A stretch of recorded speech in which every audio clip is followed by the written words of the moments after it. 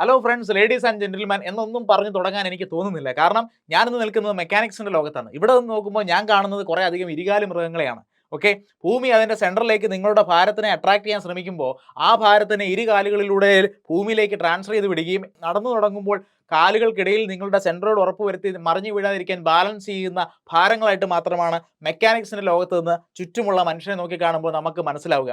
Okay, so നമ്മൾ ഇന്നൊരു വലിയ ജൈത്രയാത്ര ആരംഭിക്കുന്നു. ഇവിടെ നമ്മൾ ചുറ്റും കാണുന്ന ഓരോ ഫിസിക്കൽ ഫോഴ്സസിനെയും കൃത്യമായിട്ട് അവരുടെ ഇമ്പാക്റ്റും അവ എന്തൊക്കെയാണ് നമ്മളിലും നമ്മുടെ ചുറ്റുമുള്ള എൻവയോൺമെന്റിലും അല്ലെങ്കിൽ നമ്മുടെ ചുറ്റുമുള്ള എല്ലാ തരത്തിലുള്ള ബോഡീസിലും കൊടുക്കുന്ന ഇമ്പാക്ട്സ് എന്തൊക്കെയാണെന്നും എഫക്ട്സ് എന്തൊക്കെയാണെന്നും ഒക്കെ പഠിക്കുന്ന ഒരു വലിയ ജൈത്രയാത്രയിൽ നമ്മൾ ആരംഭിക്കുകയാണ്. ഒരുപാട് മഹാരഥന്മാർ ഈ ചിന്തകളും ഇതേ ക്യൂരിയോസിറ്റിയിലും തന്നെയാണ് അവരുടെ യാത്ര ആരംഭിച്ചത്. അത് ഒരുപാട് വലിയ നാഴികക്കല്ലുകൾ മനുഷ്യന് സമ്മാനിച്ച ഒരുപാട് വലിയ അത്ഭുതമായിട്ടുള്ള പ്രകടനങ്ങളും അതുപോലെ വലിയ കണ്ടെത്തലുകളും ഒക്കെ നമുക്ക് സമ്മാനിച്ച ഒരു വലിയ യാത്രകളൊക്കെ ആരംഭിച്ച് ഇതേ ക്യൂരിയോസിറ്റിയിൽ നിന്നാണ്. സോ അതേ ക്യൂരിയോസിറ്റിയിൽ നിന്ന് നമുക്ക് ആരംഭിക്കാം engineering mechanics. Okay, so program നോക്കുക. നമ്മുടെ പ്രോഗ്രാമിന്റെ പേര് ഇറ്റ്സ് 0 to Infinity. ഓക്കെ, സബ്ജക്റ്റിന്റെ പേര് എഞ്ചിനീയറിംഗ് മെക്കാനിക്സ്, എൻ്റെ പേര് ചാർലിസ് ലിയോ, നമ്മുടെ സ്ഥാപനത്തിന്റെ പേര് M sigma Gokulam. Okay, so നമ്മൾ ഇന്ന് കവർ ചെയ്യാൻ ഉദ്ദേശിക്കുന്ന ടോപ്പിക്സ് എന്ന് പറയുന്നത് മെക്കാനിക്സ് എന്ന സബ്ജക്റ്റിനെ ഇൻട്രൊഡ്യൂസ് ചെയ്യാം, അതിനകത്ത് ഡിവിഷൻസിനെ പറ്റി സംസാരിക്കാം, റിജിഡ് ബോഡി എന്താണ്, vector operations, force system, resultant, parallelogram, equilibrium concept,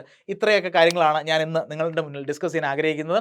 വരുന്ന ക്ലാസ്സുകളിൽ നമ്മൾ ട്രാൻസ്മിസിബിലിറ്റി, സൂപ്പർ പൊസിഷൻ, വാരിഗ്നോൺസ് തിയറം തുടങ്ങിയുള്ള വീണ്ടും അതിൻ്റെ സങ്കീർണതകളിലേക്ക് നമ്മൾ കടന്നു പോകും. നിങ്ങൾ മനസ്സിലാക്കേണ്ടത് ഇത് ഫിസിക്കൽ സയൻസ് ആണ്, നമ്മുടെ ചുറ്റും നടക്കുന്ന കാര്യങ്ങൾ തന്നെയാണ്. പക്ഷേ നമ്മൾ ഇന്ന് മുതൽ ഒരു എഞ്ചിനീയറിന്റെ കണ്ണിലൂടെ ഇതിനെയൊക്കെ നോക്കിക്കാണും. നമ്മളെ ചുറ്റും കാണുന്ന, ഞാൻ പറഞ്ഞു, വ്യക്തികളല്ല, ലേഡീസ് ആൻഡ് ജെന്റിൽമാൻ അല്ല, നിങ്ങളൊക്കെ എന്താണ് കുറച്ചധികം വെയിറ്റ് ഭൂമിയിലേക്ക് ട്രാൻസ്ഫർ ചെയ്തുകൊണ്ട് നടക്കുന്ന ഒരു സിസ്റ്റമാണ് നിങ്ങൾ, അല്ലേ? അപ്പോൾ അത് സ്റ്റേബിളായിട്ട് ഇരിക്കണമെങ്കിൽ, അതാണ് ഞാൻ ആദ്യം പറഞ്ഞത്, സ്റ്റേബിളായിട്ട് നമ്മൾ നടക്കുമ്പോൾ നമ്മൾ സ്റ്റേബിളായിട്ട് നടക്കണമെങ്കിൽ നമ്മുടെ സെൻട്രോയിഡ് എന്ന് പറയുന്നത് രണ്ട് കാലിൻ്റെ ഇടയ്ക്കായിരിക്കണം. അതല്ലാത്ത പക്ഷം എന്ത് പറ്റും, ഈ സെൻട്രോയിഡ് മാറിപ്പോയി കഴിയുമ്പോൾ നമുക്ക് വീഴാനുള്ള ടെൻഡൻസി ഉണ്ടാവും. അതൊരു നമ്മുടെ കേസ് മാത്രമല്ല, അതൊരു സ്ട്രക്ചർ ആയിക്കോട്ടെ, ഒരു ബിൽഡിംഗ് ആയിക്കോട്ടെ, പാലമായിക്കോട്ടെ, റോഡായിക്കോട്ടെ, വണ്ടികളായിക്കോട്ടെ, എന്തും ആയിക്കോട്ടെ, അവിടെ ഒക്കെ എന്താണ് ഈ പറഞ്ഞ സ്റ്റെബിലിറ്റി ബാലൻസ് ചെയ്യുന്നുണ്ടെന്ന് നമ്മൾ എൻഷുർ ചെയ്യേണ്ടതായിട്ട് വരും. അപ്പോൾ അതുകൊണ്ട് ചുറ്റുമുള്ള ലോകത്തിൻ്റെ സ്റ്റെബിലിറ്റിയെ നിയന്ത്രിക്കുന്ന അല്ലെങ്കിൽ സ്റ്റെബിലിറ്റിയെ പറ്റി പഠിക്കുന്ന, നല്ല സ്റ്റേബിൾ ആയിട്ടുള്ള സ്ട്രക്ചേഴ്സ് ഡിസൈൻ ചെയ്യുന്ന എല്ലാവരും ഈ കാര്യങ്ങൾ അറിഞ്ഞിരിക്കണം, മനസ്സിലാക്കിയിരിക്കണം. എഞ്ചിനീയർ ആണെങ്കിലും അല്ലെങ്കിലും ഇത് മനസ്സിലാക്കേണ്ടത് മുന്നോട്ടുള്ള ഡിസൈനുകൾക്കും ക്രിയേഷനും ഒക്കെ ആവശ്യമാണെന്ന് മനസ്സിലാക്കുക. So let's begin. നോക്കുക, അപ്പോൾ ചോദ്യം ഇതാണ്, തോളിൽ കയറാൻ റെഡിയാണ്, തോളിൽ കയറാൻ വരുന്നു എന്നുള്ളതാണ് ചോദ്യം.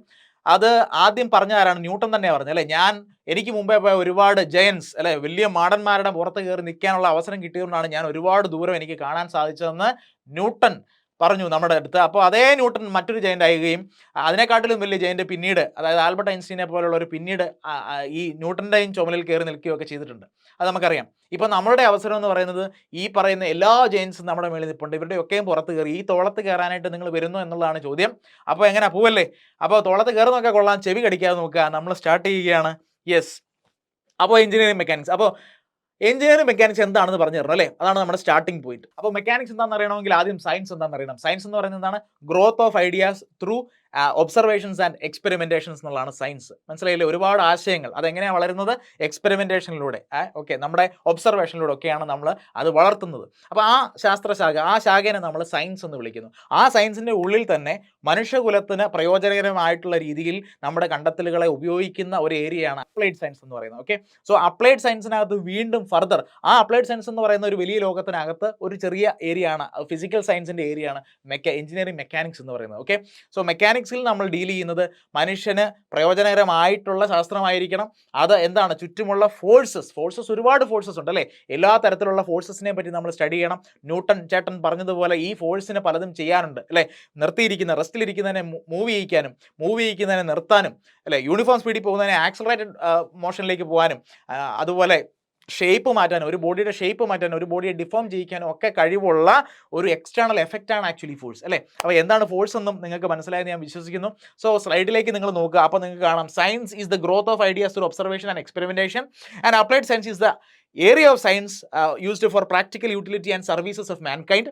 അടുത്തത് മെക്കാനിക്സ് എന്താണ്? It deals with forces, impacts, mechanical interaction between bodies, deformations, rest and motion. ഇതിനൊക്കെ ഡീൽ ചെയ്യുന്ന സാധനമാണ് എന്ത്? എഞ്ചിനീയറിംഗ് മെക്കാനിക്സ് എന്ന് പറയുന്ന നമ്മുടെ സബ്ജക്റ്റ്. ഓക്കെ, സോ ഇത് ഒരു വലിയ കണ്ടിന്യൂത്തിൻ്റെ തുടക്കമാണ്. അടുത്തടുത്ത സ്റ്റേജുകളിൽ സിവിൽ ആൻഡ് മെക്കാനിക്കൽ എഞ്ചിനീയേഴ്സ് ഒക്കെ വളരെ എന്താണ് വളരെ സൊഫിസ്റ്റിക്കേറ്റഡ് ആയിട്ടുള്ള ഡിസൈനിലേട്ടൊക്കെ പോകുന്നതിൻ്റെ ബേസ് ഫണ്ടമെൻ്റൽ എന്ന് പറയുന്നത് ഈ സബ്ജക്റ്റാണ്. ഓക്കെ, ഏറ്റവും ബ്യൂട്ടിഫുൾ എഞ്ചിനീയറിംഗ് സബ്ജക്ട്സിൽ ഒന്നാണ്. കാരണം നിങ്ങളൊരു എഞ്ചിനീയർ എന്ന നിലയിൽ ചിന്തിപ്പിക്കുന്നത്, നിങ്ങളെ ഗലീലിയോയുടെ തലത്തിലേക്കും ആർക്കിമിഡീസിൻ്റെ തലത്തിലേക്കും അരിസ്റ്റോട്ടലിൻ്റെ തലത്തിലേക്കും ന്യൂട്ടണിലേക്കും ഐൻസ്റ്റീനിലേക്കും ഒക്കെ ആ രീതിയിൽ ഒരു എഞ്ചിനീയറിംഗ് വ്യൂ നിങ്ങൾക്ക് കിട്ടാനായിട്ട് നിങ്ങളെ എംപവർ ചെയ്യുന്ന സബ്ജക്റ്റാണ്. സോ നിങ്ങൾ ഏറ്റവും ആത്മാർത്ഥമായി ഈ കോഴ്സിനെ എടുക്കുക. മാർക്കിന് വേണ്ടി മാത്രമല്ല, നിങ്ങളുടെ മൊത്തത്തിലുള്ള ഓവറോൾ ഒരു മോഡുലേഷൻ, ഓവറോൾ നിങ്ങളെ അടിമുടി ഒരു ട്രാൻസ്ഫോർമേഷന് നിങ്ങളെ സഹായിക്കുന്ന സബ്ജക്റ്റ് എന്ന നിലയ്ക്ക് പൂർണ്ണമായ ഒരു ശ്രദ്ധയോടുകൂടി ഈ സബ്ജക്റ്റിനെ ഏറ്റെടുക്കുക. Okay, let start. അപ്പോൾ നമ്മൾ പറയുന്നത് ഫോഴ്സിനെ പറ്റിയാണ്. ഈ സബ്ജക്റ്റ് ഡീൽ ചെയ്യുന്ന മുഴുവൻ ഫോഴ്സിനെ പറ്റിയാണ് അല്ലേ. ഈ ഫോഴ്സ് എന്തൊക്കെ ചെയ്യാൻ പറ്റുമെന്ന് ഞാൻ പറഞ്ഞത്, ഫോഴ്സിനെ റെസ്റ്റിനെ മോഷനാക്കാം, മോഷനെ റെസ്റ്റ് ആക്കാം, ആക്സലറേഷൻ ഉണ്ടാക്കാം, ഡിഫോർമേഷൻ ഉണ്ടാക്കാം, ഷേപ്പ് മാറ്റാം, സൈസ് മാറ്റാം. ഇതിനെല്ലാം ഫോഴ്സിന് കഴിവുണ്ട്. ഈ ഫോഴ്സിനെ പറ്റി ആദ്യ പുരാതന കാലം മുതലേ മനുഷ്യനെ അറിയുകയും ചെയ്യാം. ശരിയല്ലേ?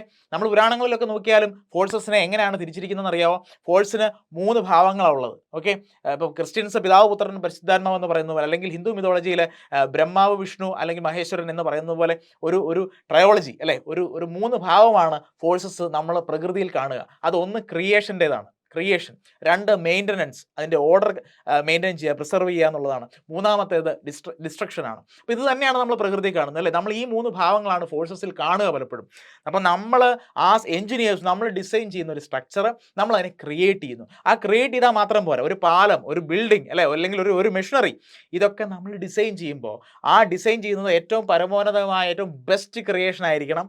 ഇനി അത് അതിൻ്റെ സർവീസ് ലൈഫിൽ ഉടനീളം നന്നായിട്ട് അത് ഓടണം, നല്ല കൺട്രോളിൽ, നല്ല ഒപ്റ്റിമം പെർഫോമൻസിൽ, ഹൈ എഫിഷ്യൻസിയിൽ അത് ഓടണം അല്ലേ. അപ്പോൾ ഇത് ആര് ചെയ്തിരുന്നു എന്നാണ് പുരാണത്തിൽ വിശ്വസിച്ചിരുന്നത്? അത് ബ്രഹ്മ വിഷ്ണു മഹേശ്വരൻ എന്ന് പറയുന്ന ട്രയോളജിയാണ് അല്ലേ. ഇത് എല്ലാ മതങ്ങളിലും നമ്മൾ കേൾക്കുന്ന കാര്യമാണ്. അപ്പോൾ ഈ ഒരു ഫോക്കസ്, ഈ ഒരു അറിവ് ആദ്യ മനുഷ്യന് തന്നെ ഉണ്ട്. അപ്പോൾ ഇന്നത്തെ മനുഷ്യന് ഇത് അറിയാത്തത് എന്തുകൊണ്ടാണ്? നമ്മൾ അതിനകത്ത് ഫോക്കസ് കൊടുക്കാത്തതുകൊണ്ട്. അപ്പം മനസ്സിലാക്കുക, ഫോഴ്സസ് ഇതൊക്കെ ചെയ്യും, ഫോഴ്സസ് ക്രിയേറ്റ് ചെയ്യും. ഫോഴ്സസ് തന്നെയാണ് ഒരു സിസ്റ്റത്തിനെ ബാലൻസിൽ കൊണ്ടുവരുന്നത്. ഞാൻ ആദ്യം പറഞ്ഞില്ലേ, നമ്മൾ നടക്കുമ്പോഴും നമ്മുടെ ബോഡി, നമ്മളൊന്ന് ചെരിഞ്ഞു കഴിഞ്ഞാൽ നമ്മുടെ സെൻട്രോയിഡ് അങ്ങോട്ടും ഇങ്ങോട്ടും ഷിഫ്റ്റ് ആവും. ആ ഷിഫ്റ്റ് ആവുന്ന സെൻട്രോയിഡിനെ നമ്മൾ സ്റ്റെബിലിറ്റിയിലേക്ക് കൊണ്ടുവരാനാണ് ഞാൻ പറഞ്ഞത്. കാലിൽ കൂടിയാണ് ലോഡ് കൊടുക്കുന്നതെങ്കിൽ ആ കാലിൻ്റെ ഇടയിലൂടെ ആയിരിക്കണം സെൻട്രോയിഡിൽ നിന്നൊരു വെർട്ടിക്കൽ ഡ്രോപ്പ് നമ്മൾ വരച്ചു കഴിഞ്ഞാൽ അത് പാസ് ചെയ്യേണ്ടത്. അതാണ് സ്റ്റെബിലിറ്റി. സോ ആ സ്റ്റെബിലിറ്റി മെയിൻറ്റെയിൻ ചെയ്യുന്നതാണ് മെയിൻ്റനൻസ് പ്രോസസ്സ് എന്ന് പറയുന്നത്. അൾട്ടിമേറ്റ്ലി ഡിസ്ട്രക്ഷൻ, നമുക്ക് ചില സമയങ്ങളിൽ ചില കാര്യങ്ങൾ ഡിസ്ട്രക്ട് ചെയ്ത് കളയേണ്ടതായിട്ടും വരും അല്ലേ.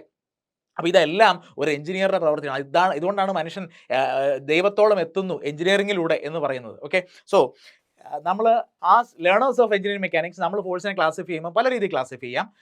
വേണമെങ്കിൽ ഫോഴ്സിനെ contact forces and non contact forces എന്നൊക്കെ പറഞ്ഞ് ക്ലാസിഫൈ ചെയ്യാം. പക്ഷേ ഇതൊന്നും നിങ്ങളുടെ പുതിയ സ്കീമും നിങ്ങളുടെ സിലബസും ഒക്കെ കാണുമ്പോൾ അത്തരത്തിലുള്ള ക്വസ്റ്റ്യൻസ് നമുക്ക് എക്സ്പെക്ട് ചെയ്യാനായിട്ട് സാധ്യത കുറവാണ്. എന്താ കോൺടാക്ട് ഫോഴ്സസ്, എന്താ നോൺ കോൺടാക്ട് ഫോഴ്സസ് എന്ന് പറയുന്നത് ആ പേരിൽ തന്നെ വ്യക്തമാണ് അല്ലേ. കോൺടാക്റ്റിലുള്ള ഫോഴ്സസ്, ഉദാഹരണത്തിന് ഫ്രിക്ഷൻ അല്ലേ, അത് കോൺടാക്ട് ഫോഴ്സ് ആണ്.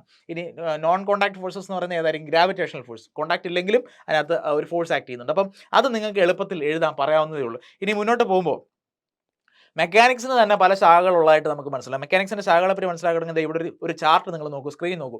ഈ ചാർട്ടിലാണ് എഞ്ചിനീയറിംഗ് മെക്കാനിക്സിൻ്റെ വേരിയസ് സബ്ജക്ട്സ്, വേരിയസ് ഏരിയാസ് നമ്മൾ എക്സ്പ്ലെയിൻ ചെയ്തിരിക്കുന്നത് പറയുന്നത്. നോക്കി, മെക്കാനിക്സ് എന്ന് പറയുന്നത് ഞാൻ ആദ്യം പറഞ്ഞു, ഒരു ഫോഴ്സിന്, ഒരു ശക്തിക്ക് എന്തൊക്കെ ചെയ്യാൻ പറ്റും? ശക്തിക്ക് റെസ്റ്റിനെയും മോഷനെയും അല്ലെ ആ ഒരു സ്റ്റാറ്റസ് ചേഞ്ച് ചെയ്യാൻ പറ്റുമെന്ന് പറഞ്ഞു. ഓക്കെ, അപ്പോൾ ഒരു കാര്യമുള്ളത്, ഡിഫോർമേഷനെ പറ്റി ഞാനിവിടെ സംസാരിച്ചിരുന്നു അല്ലേ. ഒരു പർട്ടിക്കുലർ ഷേപ്പിൻ്റെ പുറത്തേക്ക് നമ്മൾ ഫോഴ്സ് അപ്ലൈ ചെയ്ത് ഒരു നാരങ്ങനെ പിഴിയുന്ന പോലെ, ഓറഞ്ചിനൊക്കെ പിഴിയുന്നത് പോലെ ഈ സാധനമൊക്കെ പിടിച്ച് പിഴിയൊക്കെ ചെയ്യാൻ പറ്റുന്ന ഒരു സ്ട്രക്ചർ ആണെങ്കിൽ ഡിഫോം ചെയ്യും. പക്ഷേ നമ്മുടെ ഭാഗ്യത്തിന് നമ്മൾ അത്ര കോംപ്ലിക്കേഷനിലേക്കൊന്നും പോകുന്നില്ല. ഫസ്റ്റ് ഇയർ സ്റ്റുഡൻസ്, നിങ്ങൾക്ക് ആകെ പഠിക്കാനുള്ളത് പിടിച്ച് തിരിച്ച് മറിച്ച് ഞെക്കി പിഴിഞ്ഞാലൊന്നും ചേഞ്ച് ആവാത്ത, ഷേപ്പ് മാറാത്ത, സൈസ് മാറാത്ത റിജിഡ് ബോഡീസിനെ പറ്റി നിങ്ങൾക്ക് പഠിക്കാനുള്ളൂ. നിങ്ങളുടെ ഭാഗ്യം. സോ റിജിഡ് ബോഡി മെക്കാനിക്സ് എന്താണെന്ന് നിങ്ങൾക്ക് ഇപ്പോൾ മനസ്സിലായി കഴിഞ്ഞു. So rigid body mechanics is that part of mechanics or that area of mechanics where we deal with the interaction of forces with rigid bodies. അപ്പോൾ റിജിഡ് ബോഡി എന്താണ്? Rigid body is that idealist body which if subjected to forces won't be deformed. ഒരു തരത്തിലുള്ള deformation ഉണ്ടാവാത്ത ആ ideal body. യഥാർത്ഥത്തിൽ അങ്ങനെ ഒരു body ഉണ്ട്. അങ്ങനെ പെർഫെക്റ്റ്ലി റിജിഡ് ബോഡി ഒന്നും നമുക്ക് ഒരിക്കലും പറയാൻ പറ്റത്തില്ല ഒന്നിനെയും അല്ലേ.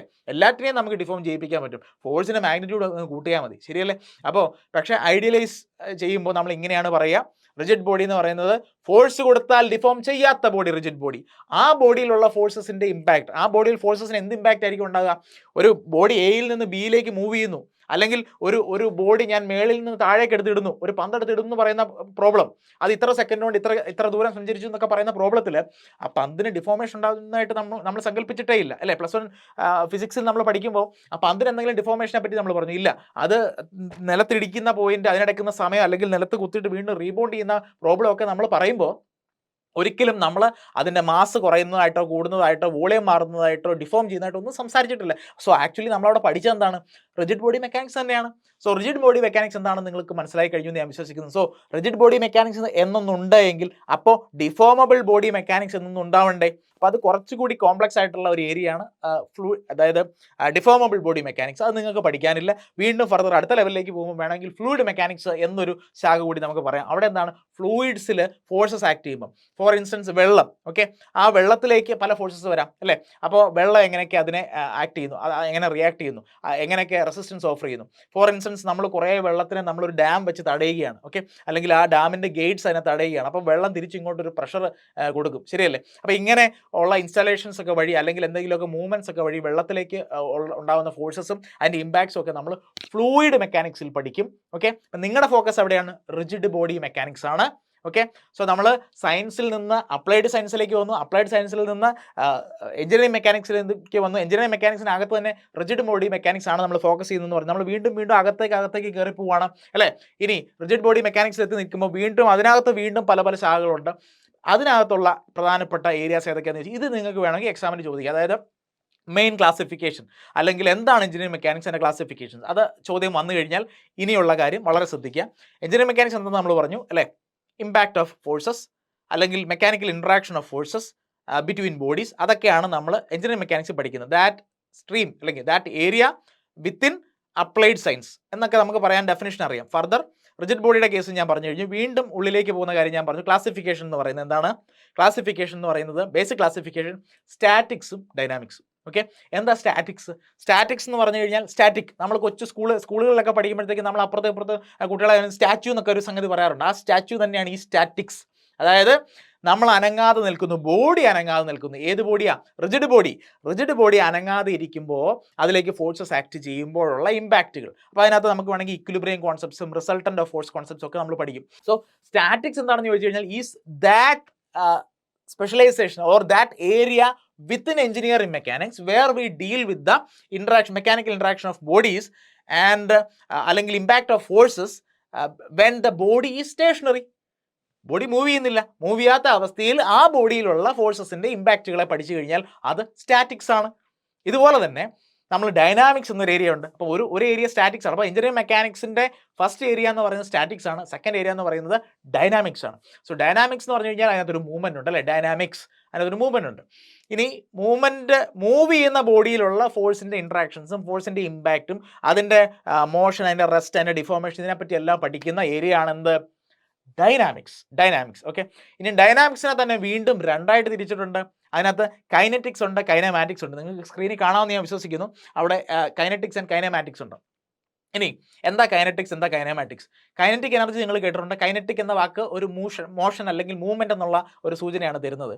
അപ്പോൾ ബോഡി ഈസ് ഇൻ മോഷൻ. ഇനി ബോഡി മോഷനിലായിരിക്കുമ്പോൾ രണ്ട് രീതിയിൽ നമുക്ക് ഈ സബ്ജക്റ്റിനെ അപ്രോച്ച് ചെയ്യാം. എഞ്ചിനീയറിംഗ് മെക്കാനിക്സിനകത്ത് മൂവിങ് ബോഡീസിൻ്റെ കേസസിൽ നമുക്ക് ആ പ്രോബ്ലത്തിനെ രണ്ട് രീതിയിൽ അനലൈസ് ചെയ്യാം. ഒന്ന്, നമുക്ക് വേണമെങ്കിൽ ഇപ്പോൾ ഉദാഹരണം മൊമെൻറ്റം കൺസർവേഷൻ, എനർജി കൺസർവേഷൻ ഒക്കെ നമ്മൾ അവിടെ അപ്ലൈ ചെയ്യാൻ ശ്രമിച്ചു കഴിഞ്ഞാൽ, അതായത് ആ ബോഡിക്ക് ഒരു മാസ് ഉണ്ട്, വെയിറ്റ് ഉണ്ട്, അവിടെ ഫോഴ്സസ് ആക്ട് ചെയ്യുന്നുണ്ടെന്നുള്ള കോൺസെപ്റ്റ് അല്ലെങ്കിൽ വിത്ത് റിഗാർഡ് ടു ഫോഴ്സസ് നമ്മൾ ആ സബ്ജക്റ്റിനെ, ആ പ്രോബ്ലത്തിനെ അപ്രോച്ച് ചെയ്ത് കഴിഞ്ഞാൽ then it becomes കൈനറ്റിക്സ്. നേരെ മറിച്ച് ഈ ഫോഴ്സസിനെ ഒന്നും കൺസിഡർ ചെയ്യാതെ അതിൻ്റെ മോഷനെ പറ്റി മാത്രം സ്റ്റഡി ചെയ്യുകയാണ്. അതിൻ്റെ rest and motion, V = U + AT, S = UT + ½ AT², V² = U² + 2AS എന്ന് തുടങ്ങുന്ന ഇക്വേഷൻസ് ഓഫ് മോഷനൊക്കെ അപ്ലൈ ചെയ്തിട്ട് അത് എത്ര സമയം കൊണ്ട് അവിടെ എത്തി, എത്ര വെലോസിറ്റിയിലെത്തി, ആക്സലറേഷൻ എത്ര കൂടി, ഇത്തരം ക്വസ്റ്റ്യൻസ് ഡീൽ ചെയ്താൽ അത് കൈനമാറ്റിക്സ് ആണ്. അവിടെ എന്താണ്? ഫോഴ്സസിനെ നമ്മൾ കൺസിഡർ ചെയ്യുന്നില്ല. സോ കൈനമാറ്റിക്സിനെ നമ്മൾ എങ്ങനെ ഡിഫൈൻ ചെയ്യും? Kinematics is that part of dynamics which within the engineering mechanics which deals with the rest and motion of bodies with no consideration അല്ലെങ്കിൽ with no regard to the forces acting on these bodies അല്ലെങ്കിൽ forces causing the motion. അതാണ് kinematics. on the other hand കൈനറ്റിക്സിനകത്ത് ഫോഴ്സസിനെ നമ്മൾ consider ചെയ്യുന്നുണ്ട്. So with regard to the forces എന്ന് അതേ definition പറഞ്ഞു കഴിഞ്ഞാൽ that becomes കൈനറ്റിക്സ്. അപ്പോൾ നിങ്ങളെല്ലാം പഠിച്ചു കഴിഞ്ഞു. ഇത്രയാണ് ബേസിക്കലി. സോ ഇത്രയും പറഞ്ഞതിൽ നിന്ന് നിങ്ങൾക്ക് എക്സ്പെക്ട് ചെയ്യാൻ പറ്റുന്ന ക്വസ്റ്റൻ ഏതാണ്? ഒന്ന്, വാട്ട് ഈസ് എഞ്ചിനീയറിംഗ് മെക്കാനിക്സ് ചോദിക്കാം. ഓക്കെ, അത് കാരണം നിങ്ങളുടെ എ പാർട്ടിൽ 3 മാർക്കിൻ്റെ 2 ക്വസ്റ്റൻ ആണ് ഫസ്റ്റ് മോഡ്യൂളിൽ നിന്ന് നമ്മൾ എക്സ്പെക്ട് ചെയ്യുന്നത്. ഓക്കെ, 3 മാർക്കിൻ്റെ 2 ക്വസ്റ്റൻ. 3 മാർക്കിൻ്റെ ഒരു ക്വസ്റ്റൻ ആയിട്ട് വേണമെങ്കിൽ define engineering mechanics and the major classification, okay, അല്ലെങ്കിൽ ഏരിയാസ് അണ്ടർ എഞ്ചിനീയറിംഗ് മെക്കാനിക്സ് ചോദിച്ചു കഴിഞ്ഞാൽ ഇത്രയും കാര്യങ്ങൾ പറഞ്ഞാൽ മതി. നിങ്ങൾക്ക് ഇതുപോലെ ഒരു ചാർട്ട് വേണമെങ്കിൽ നിങ്ങൾക്ക് വരച്ച് വെക്കാം. ഓക്കെ, അപ്പോൾ അതിനകത്ത് ഡൈനാമിക്സ് ആണ്, ഫർദർ കൈനമാറ്റിക്സ്, കൈനറ്റിക്സ് ഒക്കെ ഉണ്ട്. ഈ പാർട്ടിക്കൽ ഡൈനാമിക്സും റിജിഡ് ബോഡി ഡൈനാമിക്സും അവിടെ പ്രത്യേകിച്ച് പറയണമെന്നില്ല, ബാക്കിയുള്ള ഏരിയാസ് നിങ്ങൾ കാണിച്ചാലും മതി. ഓക്കെ, സോ ആ ചാർട്ട് കംപ്ലീറ്റ് ആയിട്ട് നന്നായിട്ട് മനസ്സിലായി എന്ന് ഞാൻ വിചാരിക്കുന്നു. ക്ലിയർ എക്സ്പ്ലനേഷൻ ആയി എന്ന് ഞാൻ വിചാരിക്കുന്നു. ഫർദർ നമുക്ക് മുന്നോട്ട് പോകാം. സോ ഇനി നമുക്ക് പഠിക്കാനുള്ളത് റിജിഡ് ബോഡി, ഡിഫോമബിൾ ബോഡി എല്ലാം ഞാൻ പറഞ്ഞു. സ്റ്റാറ്റിക്സ്, ഡൈനാമിക്സ്, നിങ്ങൾക്ക് കീവേഡ്സ് വേണമെങ്കിൽ ഇവിടെ നോക്കാം. ഞാൻ ഇങ്ങനെ ആയിരിക്കും നോട്ട് തരിക. നിങ്ങൾ മനസ്സിലാക്കേണ്ടത്, ആഫ്റ്റർ ഓൾ നിങ്ങളൊക്കെ ഡിഗ്രി അല്ലെ അണ്ടർ ഗ്രാജുവേറ്റ് പ്രോഗ്രാമിലാണ് നിൽക്കുന്നത്. നിങ്ങളെ വാ പൊളിച്ചിട്ട് കംപ്ലീറ്റ് സ്പൂൺ ഫീഡ് ചെയ്ത് ഒരു സ്റ്റേറ്റ്മെന്റ് അങ്ങോട്ട് വന്നിട്ട് ഇത് അങ്ങനെ കാണാതെ പഠിച്ചോണോ, അത് അണ്ടർലൈൻ ചെയ്തിട്ട് കുറേ ടെക്സ്റ്റ് ബുക്സ് എല്ലാം കൂടെ കോപ്പി ചെയ്ത് സ്ക്രീനിൽ PPT ആക്കിയിട്ട് അതിനടിയിൽ അണ്ടർലൈൻ ചെയ്തിട്ട് അത് അങ്ങനെ പഠിച്ചോണോ എന്ന് പഠിപ്പിക്കലല്ല എഞ്ചിനീയറിംഗ് സ്റ്റഡീസ് എന്ന് പറയുന്നത്. അങ്ങനെ ഞാൻ ചെയ്തു കഴിഞ്ഞാൽ ഞാൻ നിങ്ങളോട് ചെയ്യുന്ന വലിയ ദ്രോഹമായിരിക്കും അത്.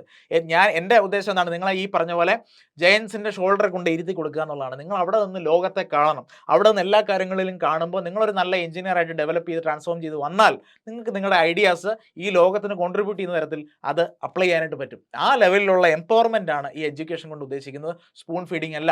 അതുകൊണ്ട് നിങ്ങൾക്ക് എക്സാം പോയിന്റ് ഓഫ് വ്യൂവിലാണെങ്കിൽ കൂടിയും, നിങ്ങൾ ലാസ്റ്റ് മിനിറ്റ് പ്രിപ്പറേഷൻ ആണ് ഉദ്ദേശിക്കുന്നതെങ്കിൽ കൂടിയും, നിങ്ങൾക്ക് നോക്കിയാൽ പ്രധാനപ്പെട്ട കീവേഡ്സ് അവിടെ കാണാം. നോക്കൂ, സ്റ്റാറ്റിക്സ് എന്തൊക്കെയാണ് അവിടെ പറയേണ്ടത്? ഫോഴ്സസ് ആൻഡ് ദർ എഫക്ട്സ്, അതിനെ പറ്റി പറയണം.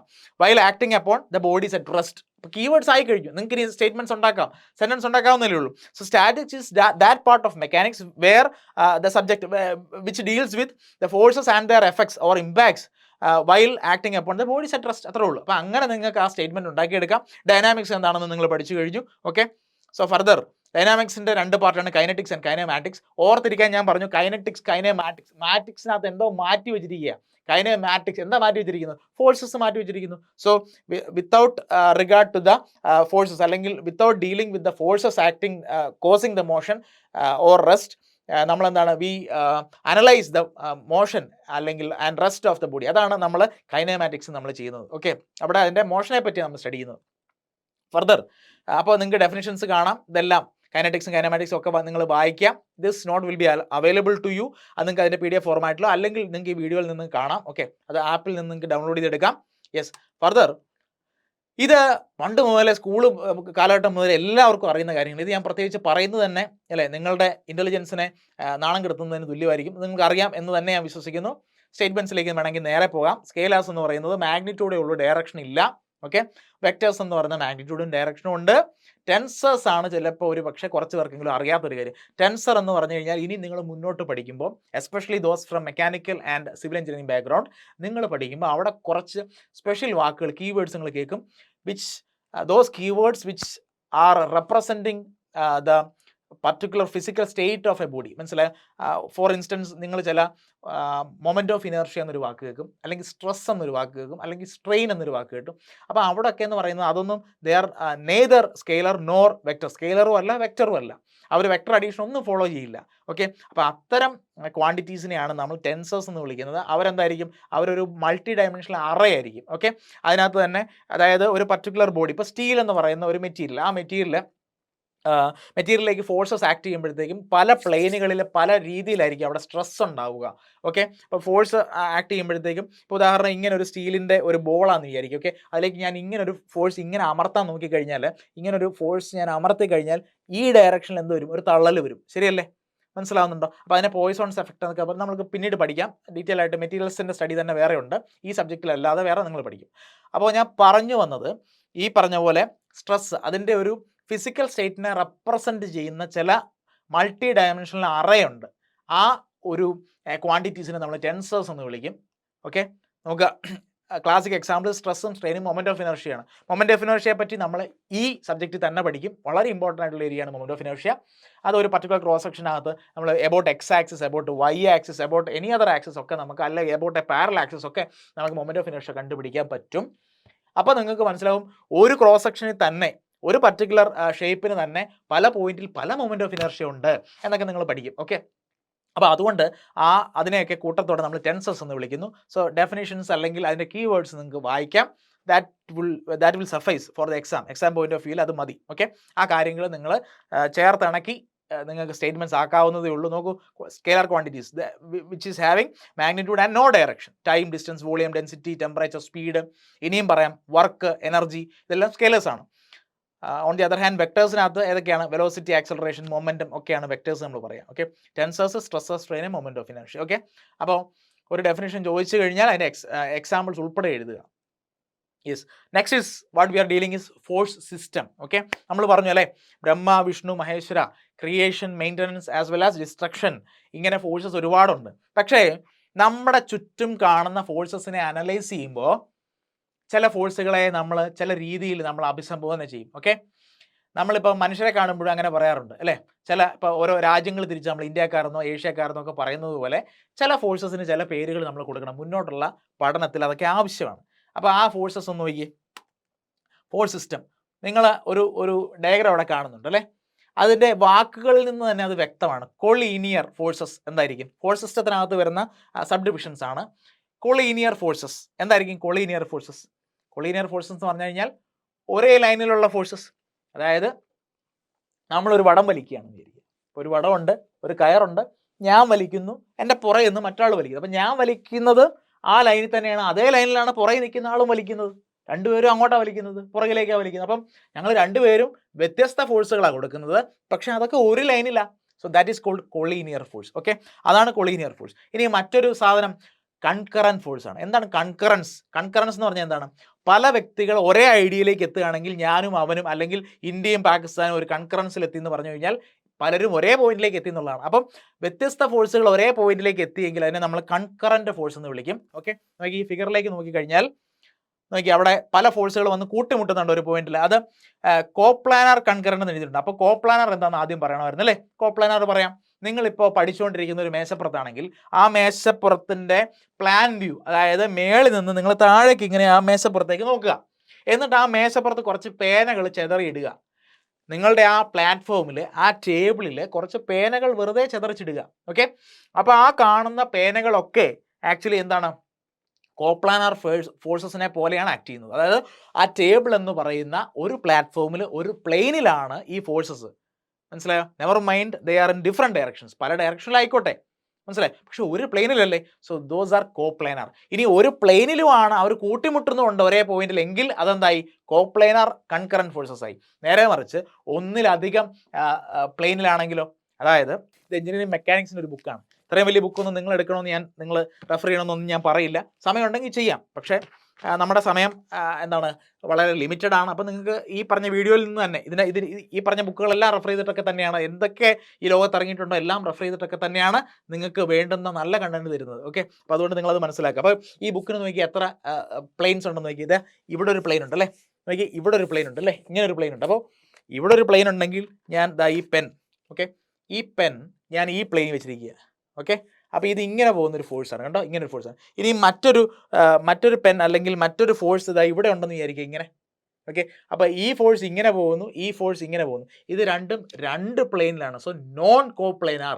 കാരണം ഇതൊരു പ്ലെയിൻ, ഇതൊരു പ്ലെയിൻ, രണ്ട് പ്ലെയിൻ അല്ലേ. പക്ഷേ ഇങ്ങനെ പോകുന്ന ഫോഴ്സും ഇങ്ങനെ പോകുന്ന ഫോഴ്സും ഒരു പർട്ടിക്കുലർ പോയിന്റ് കൂട്ടിമുട്ടുന്നില്ലേ. സോ അവരെ നോൺ കോപ്ലെയിനാർ ആണെങ്കിലും കൺകറൻ്റ് ആയി. ഓക്കെ, അപ്പോൾ അതാണ് നോൺ കോപ്ലെയിനാർ കൺകറൻ്റ് എന്ന് പറയുന്ന ക്ലാസിഫിക്കേഷൻ. അപ്പോൾ എല്ലാം ഈസിലി അല്ല സെൽഫ് എക്സ്പ്ലനേറ്ററി ആണ്, കാണുമ്പോൾ തന്നെ മനസ്സിലാവുന്ന എക്സ്പ്ലനേഷൻസ് ആണ്.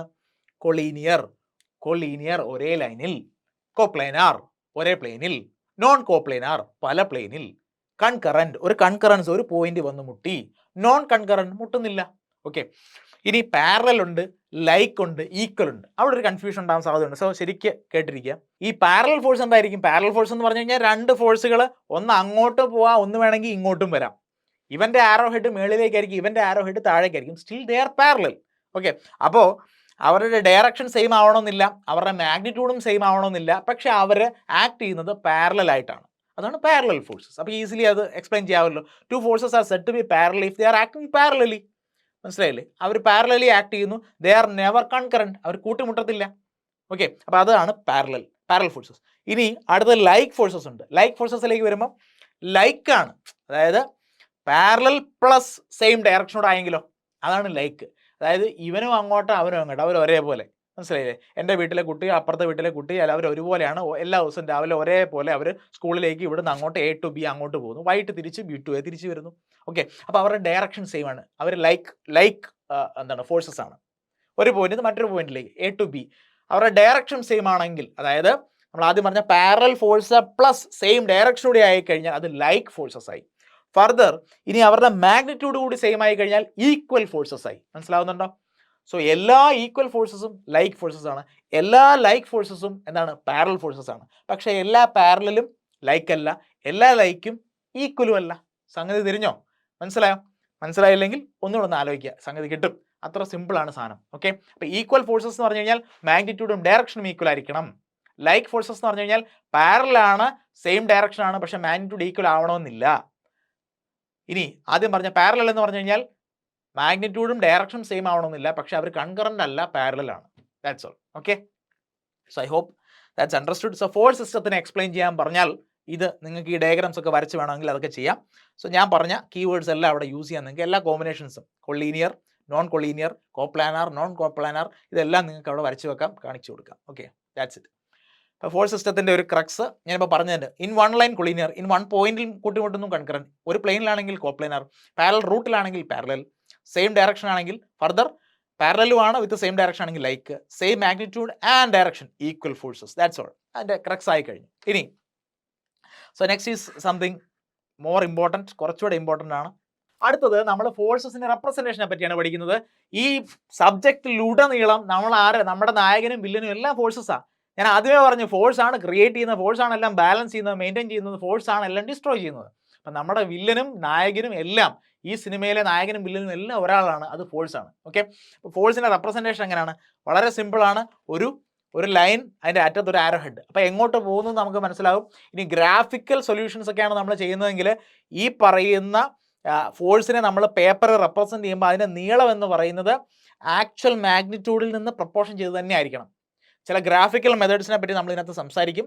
ഗ്രാഫിക്കൽ മെത്തേഡിൽ സോൾവ് ചെയ്യണമെങ്കിൽ നമ്മൾ അത് ഗ്രാഫിൽ നമ്മൾ വരയ്ക്കുമ്പോൾ അല്ലെങ്കിൽ പേപ്പറിൽ വരയ്ക്കുമ്പോൾ ആക്ച്വൽ ഫോഴ്സിൻ്റെ മാഗ്നിറ്റ്യൂഡിന് പ്രപ്പോർഷണലായിട്ട് വേണം ഫോഴ്സസിനെ വരയ്ക്കാൻ, എങ്കിലേ ഗ്രാഫിക്കൽ സൊല്യൂഷൻസ് നമുക്ക് ചെയ്യാൻ പറ്റും.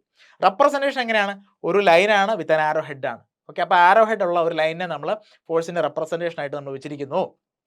ഓക്കെ, അത്രയും മനസ്സിലായല്ലോ. ഇനി ഫർദർ ക്വസ്റ്റ്യൻ പേപ്പർ എടുത്ത് നോക്കുമ്പോൾ ഫോഴ്സിന് എന്താ പറയുക, നമ്മൾ ഈ കല്യാണ മാട്രിമോണിയൽ സൈറ്റിലോ അല്ലെങ്കിൽ നമ്മൾ പത്രത്തിലെ ഈ വൈവാഹിക പേജോ ഒക്കെ നോക്കുമ്പോഴത്തേക്ക് എന്താണ്, 24 വയസ്സ് യുവതി, ക്രിസ്ത്യൻ അല്ലെങ്കിൽ ഹിന്ദു അല്ലെങ്കിൽ പുക്രി എന്നൊക്കെ കാണും അല്ലേ, പുരാതന ക്രിസ്ത്യൻ ആയിരിക്കും പുക്രി എന്നൊക്കെ, അങ്ങനത്തെ വളരെ വലിയ കേട്ടാൽ ഞെട്ടുന്ന തരത്തിലുള്ള അഡ്ജക്റ്റീവ്സ് ഒക്കെ യൂസ് ചെയ്തിട്ട്, വളരെ വലിയ വിശേഷണമൊക്കെ യൂസ് ചെയ്തിട്ടൊക്കെ ആയിരിക്കും ചിലപ്പം പത്രങ്ങളൊക്കെ. അതുപോലെ ഈ ഫോഴ്സസിനെ പറ്റി, നമ്മുടെ നായകനും വില്ലനുമായിട്ടുള്ള ഫോഴ്സസിനെ പറ്റി നിങ്ങളുടെ ക്വസ്റ്റ്യൻ പേപ്പർ വരുമ്പോൾ ഈ പറഞ്ഞ പോലെ 24 വയസ്സുള്ള യുവതി എന്നായിരിക്കത്തില്ല, പകരം എങ്ങനെയായിരിക്കും വരിക?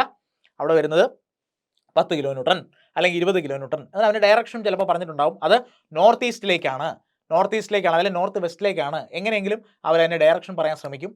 അല്ലെങ്കിൽ ഹൊറിസോണ്ടൽ ആക്സിസുമായിട്ടൊരു 30 ഡിഗ്രിയിലാണ്, അല്ലെങ്കിൽ വെർട്ടിക്കൽ ആക്സിസുമായിട്ടൊരു 10 ഡിഗ്രിയിലാണ്. അപ്പോൾ ഇങ്ങനെ പല രീതിയിലുള്ള റെപ്രസെൻറ്റേഷൻസ് വരാം. അല്ലെങ്കിൽ ചിലപ്പം the force is represented as shown എന്ന് പറഞ്ഞിട്ട് ചിലപ്പം I+2J+4K അല്ലെങ്കിൽ I-3K+4, അത് എങ്ങനെയാണ്? 3D റെപ്രസെൻറ്റേഷൻ ആണ്, അത് റെക്ടാങ്കുലർ കോർഡിനേറ്റ്സിലുള്ള റെപ്രസെൻറ്റേഷൻ ആണ്. ഇതൊക്കെ നിങ്ങൾ സ്കൂൾ ലെവലിൽ പഠിച്ച കാര്യങ്ങളാണ്. ഓക്കെ, നമ്മൾ ഇതിൻ്റെയൊക്കെ പ്രോബ്ലംസ് ഒക്കെ ചെയ്യും.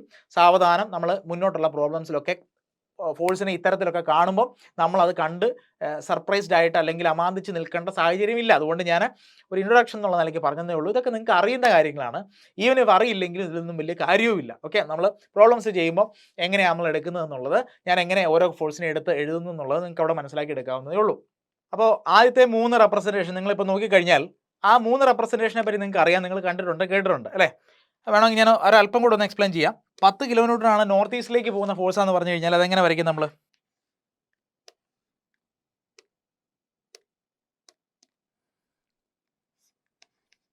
ഇത് നോർത്ത്, ഇത് ഈസ്റ്റ്, അങ്ങനെയെങ്കിൽ 45 ഡിഗ്രി 10 കിലോ ന്യൂട്ടൺ. ഇതാണ് അതിൻ്റെ റെപ്രസെൻറ്റേഷൻ. നമുക്ക് ആ ഫോഴ്സിനെ പറ്റി ഇപ്പോൾ എല്ലാം അറിയാം. 10 കിലോ ന്യൂട്ടൺ ആണ് മാഗ്നിറ്റ്യൂഡ്, അതിൻ്റെ ഡയറക്ഷൻ എല്ലാം കിട്ടിക്കഴിഞ്ഞു. ഇനി അടുത്ത ചോദ്യം നോക്കി, അടുത്ത ഒരു ക്വസ്റ്റ്യൻ, മറ്റൊരു ക്വസ്റ്റ്യനിൽ 10 കിലോ ന്യൂട്ടൺ 30 ഡിഗ്രി ഹൊറിസോണ്ടൽ എന്നാണ് പറഞ്ഞിരിക്കുന്നത് വിചാരിക്കുക. അങ്ങനെയെങ്കിൽ ഇതുപോലെ തന്നെ വരയ്ക്കുമ്പോൾ ഇതാണ് ഫോഴ്സ് 10 കിലോ ന്യൂട്ടൺ. ഈ ആംഗിൾ എത്ര വരും? 30 ഡിഗ്രി. ഇതാണ് സംഭവം. ഓക്കെ, അപ്പോൾ ഇതാണ് ഇവിടെ കാണുന്നത്. ഇനി മറ്റൊരു റെപ്രസെൻറ്റേഷൻ എന്ന് പറയുന്നത് ഏതാണ്? 2y + 3j - k. അതിൻ്റെ മീനിങ് എന്താണ്? ഇതിൽ നിന്ന് ഇതാണ് ഒരു ഫോഴ്സ് എങ്കിൽ അതിന് എന്തൊക്കെ മനസ്സിലാക്കാം? ഫോഴ്സിൻ്റെ മാഗ്നിറ്റ്യൂഡ് എത്രയായിരിക്കും? √2². ഈ 2ൻ്റെ സ്ക്വയർ ആണ് ഉദ്ദേശിച്ചത്. ഓക്കെ, 2² പ്ലസ് അടുത്തത് 3യുടെ സ്ക്വയർ പ്ലസ് -1ൻ്റെ സ്ക്വയർ. അപ്പോൾ മാഗ്നിറ്റ്യൂഡ് ആയല്ലോ. ഓക്കെ, ഇത് ഐയും ജെയും കെയും ഉള്ളതിനാൽ ഇത് ഫോഴ്സ് ഇൻ 3D ആണ്. ഫോഴ്സ് ഇൻ 3 ഡയമെൻഷൻ ആണ്. അപ്പോൾ നമ്മൾക്ക് ആ ഫോഴ്സിനെ പറ്റി 1-2 ഇൻഫോർമേഷൻ ഇപ്പോൾ കിട്ടി. മാഗ്നിറ്റ്യൂഡ് കിട്ടി, അതുപോലെ ഫോഴ്സ് ഇൻ 3D ആണെന്ന് കിട്ടി. മറ്റൊരു കാര്യം എന്താണ്? ഇതേ magnitude of force into cos θ1 അതാണ് 2 എന്നും, ഇതേ magnitude of force into cos θ2 അതാണ് 3 എന്നും, ഇതേ magnitude of force into cos θ3 അതാണ് -1 എന്നും ആര് പറഞ്ഞു തരുന്നുണ്ട്? ഇതേ ഇക്വേഷൻ പറഞ്ഞു തരുന്നുണ്ട്. അപ്പോൾ നമുക്ക് എന്തൊക്കെ കിട്ടി? മാഗ്നിറ്റ്യൂഡ് ഓഫ് ഫോഴ്സ് ഇവിടെ ഈ വാല്യൂ ഇവിടെ കിട്ടിയിരിക്കുന്നത് കൊണ്ട് ഇതിൻ്റെ വാല്യൂ എത്ര വരും? √2² എന്ന് പറയുന്നത് 4 ആണ്, 3² എന്ന് വെച്ചാൽ 9 ആണ്. 9 + 4 അത് എത്രയായി? 9 + 4 13, 13 + 1 14. അപ്പോൾ √14 ആണ്, √14 ആണ് മാഗ്നിറ്റ്യൂഡ്. അപ്പോൾ √14 ഇവിടെ സബ്സ്റ്റിറ്റ്യൂട്ട് ചെയ്ത് കൊടുത്താലോ? ഇവിടെയും ഇവിടെയും ഇവിടെയും സബ്സ്റ്റിറ്റ്യൂട്ട് ചെയ്ത് കൊടുത്തു കഴിഞ്ഞാലോ എന്തുകൂടെ കിട്ടി നമുക്ക്? θ1ഉം θ2ഉം θ3യും കിട്ടി. എന്ന് പറഞ്ഞാൽ അതായത് ആക്സിസുകൾ, അതായത് എക്സും വൈയും ഇസഡും ആക്സിസുമായിട്ട് ഇതേ ഫോഴ്സ് ഉണ്ടാക്കുന്ന ആംഗിളുകൾ, ആ ആംഗിൾ നമുക്ക് കിട്ടി. അപ്പം നമുക്ക് ഇത്രയും ഡേറ്റ മതി. ഈ ഡേറ്റയിൽ നിന്ന് ആവശ്യത്തിന് എന്തൊക്കെ നമ്മൾ കണ്ടുപിടിച്ചു? മാഗ്നിറ്റ്യൂഡും കണ്ടുപിടിച്ചു, ഡയറക്ഷൻസും കണ്ടുപിടിച്ചു. ഓക്കെ, θ1 θ2 θ3 എളുപ്പത്തിൽ കണ്ടുപിടിക്കാം. ഇവിടെ കൊണ്ട് സബ്സ്റ്റിറ്റ്യൂട്ട് ചെയ്താൽ മതി. അപ്പോൾ ഇത് ഫോഴ്സ് ഇൻ 3D ആണ്. മനസ്സിലാവുന്നുണ്ടോ? അപ്പോൾ ഒന്നുകൂടെ നിങ്ങൾക്ക് കാണണമെന്നുണ്ടെങ്കിൽ ഒന്ന് റിവൈൻഡ് ചെയ്ത് കാണുക. അതാണ് റെക്കോർഡിങ്ങിൻ്റെ ഒരു പ്രയോജനം. എനിക്ക് ഒന്നുകൂടെ പറയേണ്ട ആവശ്യമില്ല, ശരിയല്ലേ? ക്ലാസ്സിലാണെങ്കിൽ ഒന്നുകൂടെ പറയണമായിരുന്നു. നിങ്ങൾക്ക് ഒന്നുകൂടെ കേൾക്കാം. 2 എന്ന് പറയുന്നത് എഫ് ഇൻറ്റു, അതായത് magnitude of force into cos θ1 ആണ്. ഓക്കെ, ഇനി 3 എന്ന് പറയുന്നത് magnitude of force into cos θ2 ആണ്. -1 എന്ന് പറയുന്നത് magnitude of force into cos θ3 ആണ്. അപ്പോൾ അങ്ങനെ θ1 θ2 θ3 നിങ്ങൾക്ക് കിട്ടും. അപ്പോൾ ഇൻക്ലിനേഷൻസ് വിത്ത് എന്താണ് coordinate axis X Y and Z ആണ് നമുക്ക് കിട്ടിയത്. ഡയറക്ഷൻ കിട്ടിക്കഴിഞ്ഞു. അപ്പോൾ ഇങ്ങനെയൊക്കെയാണ് ഫോഴ്സിനെ നമ്മൾ റെപ്രസെൻറ്റ് ചെയ്യാന്ന് പറഞ്ഞു. ഇനി 4ാമത്തെ കേസ് നോക്കി. ഈ കേസിലെ ക്വസ്റ്റ്യൻ ഇതാണ്. എയ്ക്കും ബിക്കും ഇടയ്ക്ക്, ഇതാണ് എ എന്ന് പറയുന്ന പോയിന്റ്. എയുടെ ഓർഡിനേറ്റ്സ് നോക്കിയാൽ 0 48 0. ഇതാണ് എ. അടുത്ത പോയിന്റ് ഏതാ? ബി ആണ്. ബി ഏതാ? 16, 0, 12 ആണ്. ഇനി ഫോഴ്സ് എവിടെ നിന്ന് എങ്ങോട്ട്? ആരോ ഹെഡ് എങ്ങോട്ട് വരയ്ക്കണം? ആരോ ഹെഡ് വരയ്ക്കാൻ പറഞ്ഞിരിക്കുന്നത് in the direction A B എന്ന് പറഞ്ഞിട്ടുണ്ട്. അതായത് എയിൽ നിന്ന് ബിയിലേക്ക് അങ്ങോട്ടാണ് ആരോ വരുന്നത്. ഇതാണ് ഫോഴ്സ്. ഓക്കെ, അപ്പോൾ അങ്ങനെയെങ്കിൽ ഇതാണ് കേസ് പറഞ്ഞിരിക്കുന്നത്. അപ്പോൾ ഇങ്ങനെയെങ്കിൽ ഈ കേസിൽ നമുക്ക് ഫോഴ്സിൻ്റെ മാഗ്നിറ്റ്യൂഡിൻ്റെ ഡയറക്ഷൻ കണ്ടുപിടിക്കാൻ പറ്റും. ഈ കേസിലും പറ്റും അല്ലേ? നമുക്ക് എ ടു ബി ഡയറക്ഷൻ കിട്ടിയില്ലേ? ഇത് ഇവിടെ ഇങ്ങനെ ഒരു ആക്സിസ് ഉണ്ടെങ്കിൽ ആ ആക്സിസുമായിട്ട് ഉണ്ടാക്കുന്ന ആംഗിൾ എളുപ്പത്തിൽ നമുക്ക് കണ്ടുപിടിക്കാമല്ലോ അല്ലേ? 3 ഡയമെൻഷണൽ സ്പേസിൽ നമുക്ക് കണ്ടുപിടിക്കാൻ പറ്റും. ഇപ്പോൾ നമ്മൾ അതിൻ്റെ ടെക്നിക്കൽ ഡീറ്റെയിൽസിലേക്ക് പോകേണ്ട. അങ്ങനെ ഒരു ക്വസ്റ്റൻ എത്തുമ്പോൾ നമുക്കത് ചെയ്യാം. ഓക്കെ, അത് വളരെ എളുപ്പത്തിൽ തന്നെ ചെയ്യാം. ഇതിനെ നമുക്ക് വേണമെങ്കിൽ വെക്ടർ ഫോർമാറ്റിലേക്ക് കൊണ്ടുവരാം. അതാണ് കുറച്ചുകൂടി എളുപ്പം. വെക്ടർ ഫോർമാറ്റിലേക്ക് കൊണ്ടുവരുമ്പോൾ എങ്ങനെ നമുക്ക് ചെയ്യാം? ഓക്കെ, ഇതിനെ എയിൽ നിന്ന് ബിയിലേക്ക് പോകുന്നത് കൊണ്ട് ബിയുടെ പൊസിഷൻ വെക്ടറിൽ നിന്ന് എയുടെ പൊസിഷൻ വെക്ടർ നമ്മൾ സബ്ട്രാക്ട് ചെയ്യണം. അപ്പോൾ എന്ത് വരും? ബിന്ന് എയിലേക്ക്. അപ്പോൾ ഈ ഫോഴ്സിനെ ഞാനിങ്ങനെ കാണിച്ചു കഴിഞ്ഞാൽ this force will be equal to എന്താണ്? മാഗ്നിറ്റ്യൂഡ് ഓഫ് ഫോഴ്സ് ഇൻറ്റു എന്തെഴുതണം? ഇവിടെ ഒരു unit vector connecting A and B എഴുതണം അല്ലേ? ഇങ്ങനെയല്ലേ നിങ്ങൾ സ്കൂളിൽ പഠിച്ചത്? Unit vector connecting A and B എങ്ങനെ എഴുതും? എ ടു ബി ആണ്. അപ്പോൾ ബിയിൽ നിന്ന് എ കുറയ്ക്കണം. എങ്ങനെ കുറയ്ക്കാം? 16 - 0. 16 0 എന്താണ്? എക്സ് കോർഡിനേറ്റ്സ് ആണ് അല്ലേ? എക്സിലുള്ള കോർഡിനേറ്റ്സ്. അപ്പം അത് ഇൻറ്റു ഐ. പിന്നെ അടുത്ത എന്താണ്? 0 - 48 ഇൻറ്റു ജെ. റീസൺ എന്താണ്? ഈ 0 നോക്ക്, ഈ 48 നോക്ക്, ഇതെന്താണ്? ഇത് വൈ കോർഡിനേറ്റ് ആണ് അല്ലേ? അപ്പോൾ 0 - 48 ഇൻറ്റു ജെ. ഇനി അടുത്ത ടൈം എന്ത് വരും? Plus 12 - 0 into K. അപ്പോൾ ഇത് എന്ന് പറയുന്നത് എന്താണ്? ഈ എയ്ക്കും ബിക്കും ഇടയ്ക്കുള്ള വെക്ടറെ നമുക്ക് കിട്ടിയിട്ടുള്ളൂ. ഇതല്ലല്ലോ ഫോഴ്സ്, അതല്ല ഫോഴ്സ്. എനെയും ബിനെയും കണക്ട് ചെയ്യുന്ന ഒരു വെക്ടർ അല്ല ഫോഴ്സ്. അവിടെ ആക്ട് ചെയ്യുന്നതാണ് ഫോഴ്സ്. ആ ഫോഴ്സിൻ്റെ മാഗ്നിറ്റ്യൂഡ് ക്വസ്റ്റ്യൻ പറഞ്ഞിരിക്കുന്നു 40 ന്യൂട്ടൺ എന്ന് പറഞ്ഞിരിക്കുന്നു. അപ്പോൾ ഇങ്ങനെ ക്വസ്റ്റ്യനിൽ ഒരു സൂചന തന്നാൽ, ക്വസ്റ്റ്യനിലെ സൂചന എന്ന് പറയുന്നത് ഈ 2 പോയിന്റിനെ കണക്ട് ചെയ്താണ് ഫോഴ്സ് പോകുന്നതെന്നും അതിൻ്റെ മാഗ്നിറ്റ്യൂഡ് 40 ആണെന്നും പറഞ്ഞാൽ നമുക്ക് എയുടെയും ബിയുടെയും പോയിന്റ്സ് അവർ തന്നിരിക്കുന്നത് ഡയറക്ഷൻ കണ്ടുപിടിക്കാൻ വേണ്ടി മാത്രമാണ്. ഓക്കെ, മാഗ്നിറ്റ്യൂഡ് 40 ആണെന്ന് അവർ ഓൾറെഡി പറഞ്ഞു കഴിഞ്ഞു. അപ്പോൾ എയും ബിയെയും വെച്ചിട്ട് നമ്മൾ ഡയറക്ഷനിലേക്ക് വരിക. എങ്ങനെ വരും? എയുടെയും ബിയുടെ ഇടയ്ക്കുള്ള യൂണിറ്റ് വെക്ടറെ കണ്ടുപിടിക്കും. അതിന് ഞാനിപ്പോൾ ഒരു വെക്ടറല്ലേ കണ്ടുപിടിച്ചുള്ളൂ. ഈ 16 - 0 × I plus 0 - 48 × J plus 12 - 0 × K എന്ന് പറയുന്ന ഒരു വെക്ടറാണ്. ആ വെക്ടറിനെ അതിൻ്റെ തന്നെ മാഗ്നിറ്റ്യൂഡ് കൊണ്ട് ഡിവൈഡ് ചെയ്യുമ്പോഴാണ് യൂണിറ്റ് വെക്ടർ ഉണ്ടാകുന്നത്. ഇത് നമ്മൾ +1 +2 പഠിച്ചിട്ടുള്ള കാര്യമാണ്. അപ്പോൾ ഇതിനെ എന്തുകൊണ്ട് ഡിവൈഡ് ചെയ്യാം? അതിൻ്റെ സ്വന്തം മാഗ്നിറ്റ്യൂഡ് കൊണ്ട് ഡിവൈഡ് ചെയ്യണം. എങ്ങനെ ചെയ്യണം? 16 - 0 16, അപ്പോൾ 16ന്റെ സ്ക്വയർ പ്ലസ് 0 - 48 -48, അപ്പോൾ അതിൻ്റെ സ്ക്വയർ പ്ലസ് 12 - 0 എന്ന് പറയുന്നത് 12, അപ്പോൾ അതിൻ്റെ സ്ക്വയർ. ഇതെല്ലാം ഈ സ്ക്വയേഴ്സിൻ്റെ സം എടുത്തിട്ട് റൂട്ട് എടുത്ത് കഴിയുമ്പോൾ താഴെ മാഗ്നിറ്റ്യൂഡ് കിട്ടും അല്ലേ? അപ്പോൾ ഈ മേളിൽ കാണുന്ന ഇതെന്താണ്? ഇത് എയ്ക്കും ബിക്കും ഇടയ്ക്കുള്ള വെക്ടറാണ്. ആ വെക്ടറിനെ അതിൻ്റെ തന്നെ മാഗ്നിറ്റ്യൂഡ്, അതായത് താഴെ കിടക്കുന്ന ഡിനോമിനേറ്റർ കൊണ്ട് ഡിവൈഡ് ചെയ്തുമ്പോൾ എന്ത് കിട്ടി? യൂണിറ്റ് വെക്ടർ കിട്ടി. ഇനി ആ യൂണിറ്റ് വെക്ടറിനെ മാഗ്നിറ്റ്യൂഡ് ഓഫ് ഫോഴ്സ് കൊണ്ട് മൾട്ടിപ്ലൈ ചെയ്യുമ്പോൾ എന്ത് കിട്ടി? അപ്പം നമുക്ക് ആക്ച്വൽ ഫോഴ്സ് കിട്ടി. ഇതാണ് എൻ്റെ റൂട്ട്. മനസ്സിലായോ? അപ്പോൾ ഇങ്ങനെയും നിങ്ങൾക്ക് ഫോഴ്സസ് നിങ്ങളുടെ എക്സാമിനേഷൻ ഹോളിൽ നിങ്ങൾ ചിലപ്പോൾ കാണും. ഫോഴ്സിനെ ഇങ്ങനെയും കണ്ടുമുട്ടും. അപ്പോൾ വളരെയധികം ശ്രദ്ധിക്കുക. ഞാൻ ഒന്നുകൂടെ അതിനെ സമ്മറൈസ് ചെയ്യാം. നോക്കി, വളരെ എളുപ്പമായിട്ടുള്ളൊരു കാര്യമാണ്, ഒന്നും പേടിക്കാനില്ല. 2 പോയിൻറ്റ്സ്. ഈ പോയിൻ്റ് എ ആണ്, ഈ പോയിൻ്റ് ബി ആണ്. എയുടെ കോർഡിനേറ്റ്സ് എന്ന് പറയുന്നത് ഇപ്പോൾ 0 1 2 ആണെന്ന് വിചാരിക്കാം. ബിയുടെ കോർഡിനേറ്റ്സ് എന്ന് പറയുന്നത് 5 2 -1 ആണെന്ന് വിചാരിക്കാം. ഓക്കെ, അങ്ങനെയെങ്കിൽ എ ബി എന്ന് പറയുന്ന വെക്ടർ എത്രയാണ്? എ ബി എന്ന് പറയുന്ന വെക്ടർ ബിയിൽ നിന്ന് എ കുറയ്ക്കണം. ഓക്കെ, അപ്പോൾ ബി മൈനസ് എ, അപ്പോൾ 5 - 0 I plus 2 - 1 J plus -1 - 2 K. നിങ്ങൾ എഴുതി ശീലിച്ചിട്ടുള്ളതാണ് +2 അല്ലേ? +1 +2 നിങ്ങൾ പഠിച്ചിട്ടുണ്ട്. അപ്പോൾ 5ൽ നിന്ന് 5 - 0 5 5 2 - 1 എന്ന് പറയുന്നത് 1 J അല്ലേ? അപ്പോൾ അതിനെ നേരെ J എന്ന് എഴുതിയാലും മതിയല്ലോ. J പിന്നെ -3K. അപ്പോൾ ഇത് ഏത് വെക്ടറാണ്? A B vector. ഇനി എ ബി വെക്ടറിനെ എ ബി വെക്ടറിൻ്റെ സ്വന്തം മാഗ്നിറ്റ്യൂഡ് കൊണ്ട് ഡിവൈഡ് ചെയ്യുമ്പോഴാണ് unit vector in direction of A B കിട്ടുക അല്ലേ? അപ്പോൾ unit vector in the direction of A B vector എന്ന് പറയുന്നത് 5I plus J -3K divided by root of 5² plus 1² plus -3².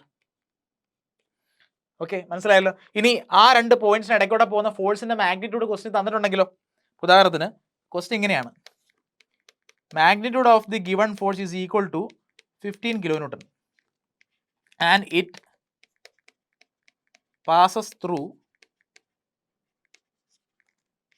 A and B in AB direction. ഇതാണ് question. പറഞ്ഞിരിക്കുന്ന സൂചനകൾ. അപ്പോൾ ഈ സൂചനകൾ ധാരാളമാണ് ഡയറക്ഷൻ കിട്ടാനും മാഗ്നിറ്റ്യൂഡ് കിട്ടാനും. നോക്കൂ, ഡയറക്ഷൻ എങ്ങനെ ഞാൻ എഴുതി? ഡയറക്ഷൻ താഴെ ഇവിടെ എഴുതി കഴിഞ്ഞു. ഇതാണ് ഡയറക്ഷൻ. ഈ യൂണിറ്റ് വെക്ടർ എന്ന് പറയുന്നത് തന്നെയാണ് ഡയറക്ഷൻ. അതിൽ ഡയറക്ഷൻ ഒളിഞ്ഞിരിപ്പുണ്ട് അല്ലേ? ഇനി ഫോഴ്സ് എങ്ങനെ എഴുതാം? ഈ force in A B, force A B എന്ന് പറയുന്ന ഫോഴ്സ് എങ്ങനെ കിട്ടും? എ ബി കൂടെ പോകുന്ന ഈ ഫോഴ്സ് എന്ന് പറയുന്നത്, ഫോഴ്സിൻ്റെ മാഗ്നിറ്റ്യൂഡ് എന്ന് പറയുന്ന ഈ 15 ഞാൻ എടുത്ത് ഇവിടെ കൊണ്ടുവരിക. അപ്പോൾ 15 ടൈംസ് എന്തെഴുതണം? ഈ യൂണിറ്റ് വെക്ടർ എഴുതണം. 5I plus J -3K divided by താഴെ റൂട്ട് എത്ര വരും? 25 + 1 26, 26 + 9, 26 + 9 എന്ന് പറയുന്നത് 35I ഡിവൈഡഡ് ബൈ റൂട്ട് 35. അപ്പോൾ എന്തായി? ഫോഴ്സായി. അപ്പോൾ ഇങ്ങനെയും നമുക്ക് ഫോഴ്സസ് കണ്ടുപിടിക്കാം. ഫർദർ വേണമെങ്കിൽ എന്താണ്, നമുക്ക് വേണമെങ്കിൽ ഇങ്ങനെ പറയാം: ഈ F × cos θ1 ആണ് എന്ത്? 15 × 5 ഡിവൈഡഡ് ബൈ റൂട്ട് 34, നേരത്തെ എഴുതിയതുപോലെ. അപ്പോൾ അങ്ങനെ θ1 θ2 θ3 കണ്ടുപിടിച്ച് കഴിഞ്ഞാൽ നമുക്ക് inclinations with the XYZ access ഒക്കെ കണ്ടുപിടിക്കാം. ഇതൊരു ബേസിക് ഇൻഫർമേഷൻ ആണ്. ഇത് ഞാൻ നിങ്ങളെ ടോപ്പിക്കിലേക്ക് എത്തിക്കുന്ന ഒരു ബ്രിഡ്ജ് എന്നുള്ള നിലയ്ക്ക് മാത്രം പറഞ്ഞതാണ്. നമ്മൾ ആക്ച്വൽ ടോപ്പിക്കിലേക്ക് കയറിയിട്ടില്ല. ഫർദർ ഇതുപോലത്തെ ക്വസ്റ്റ്യൻസ് ഇനി നിങ്ങൾ കാണുമ്പോൾ അവിടെ വീണ്ടും ഞാൻ ക്വസ്റ്റ്യൻസ് ചെയ്യും. സോ സമാധാനമായിട്ടിരിക്കുക. ഇത് +1 +2 ഒന്ന് റിഫ്രഷ് ചെയ്തിരിക്കുന്നു എന്ന് മാത്രം കരുതിയാൽ മതി. ഓക്കെ, സോ ഫർദർ നമുക്ക് മുന്നോട്ട് പോകാം. സോ നമ്മൾ ഫോഴ്സിൻ്റെ ഈ റെപ്രസെൻറ്റേഷൻ കണ്ടു, ഇത് കണ്ടു. അൾട്ടിമേറ്റ്ലി ഇനി ഇങ്ങനൊരു സാധനം വന്നു കഴിഞ്ഞാൽ അത് ഓൾറെഡി നമ്മൾ പറഞ്ഞും കഴിഞ്ഞു അല്ലേ?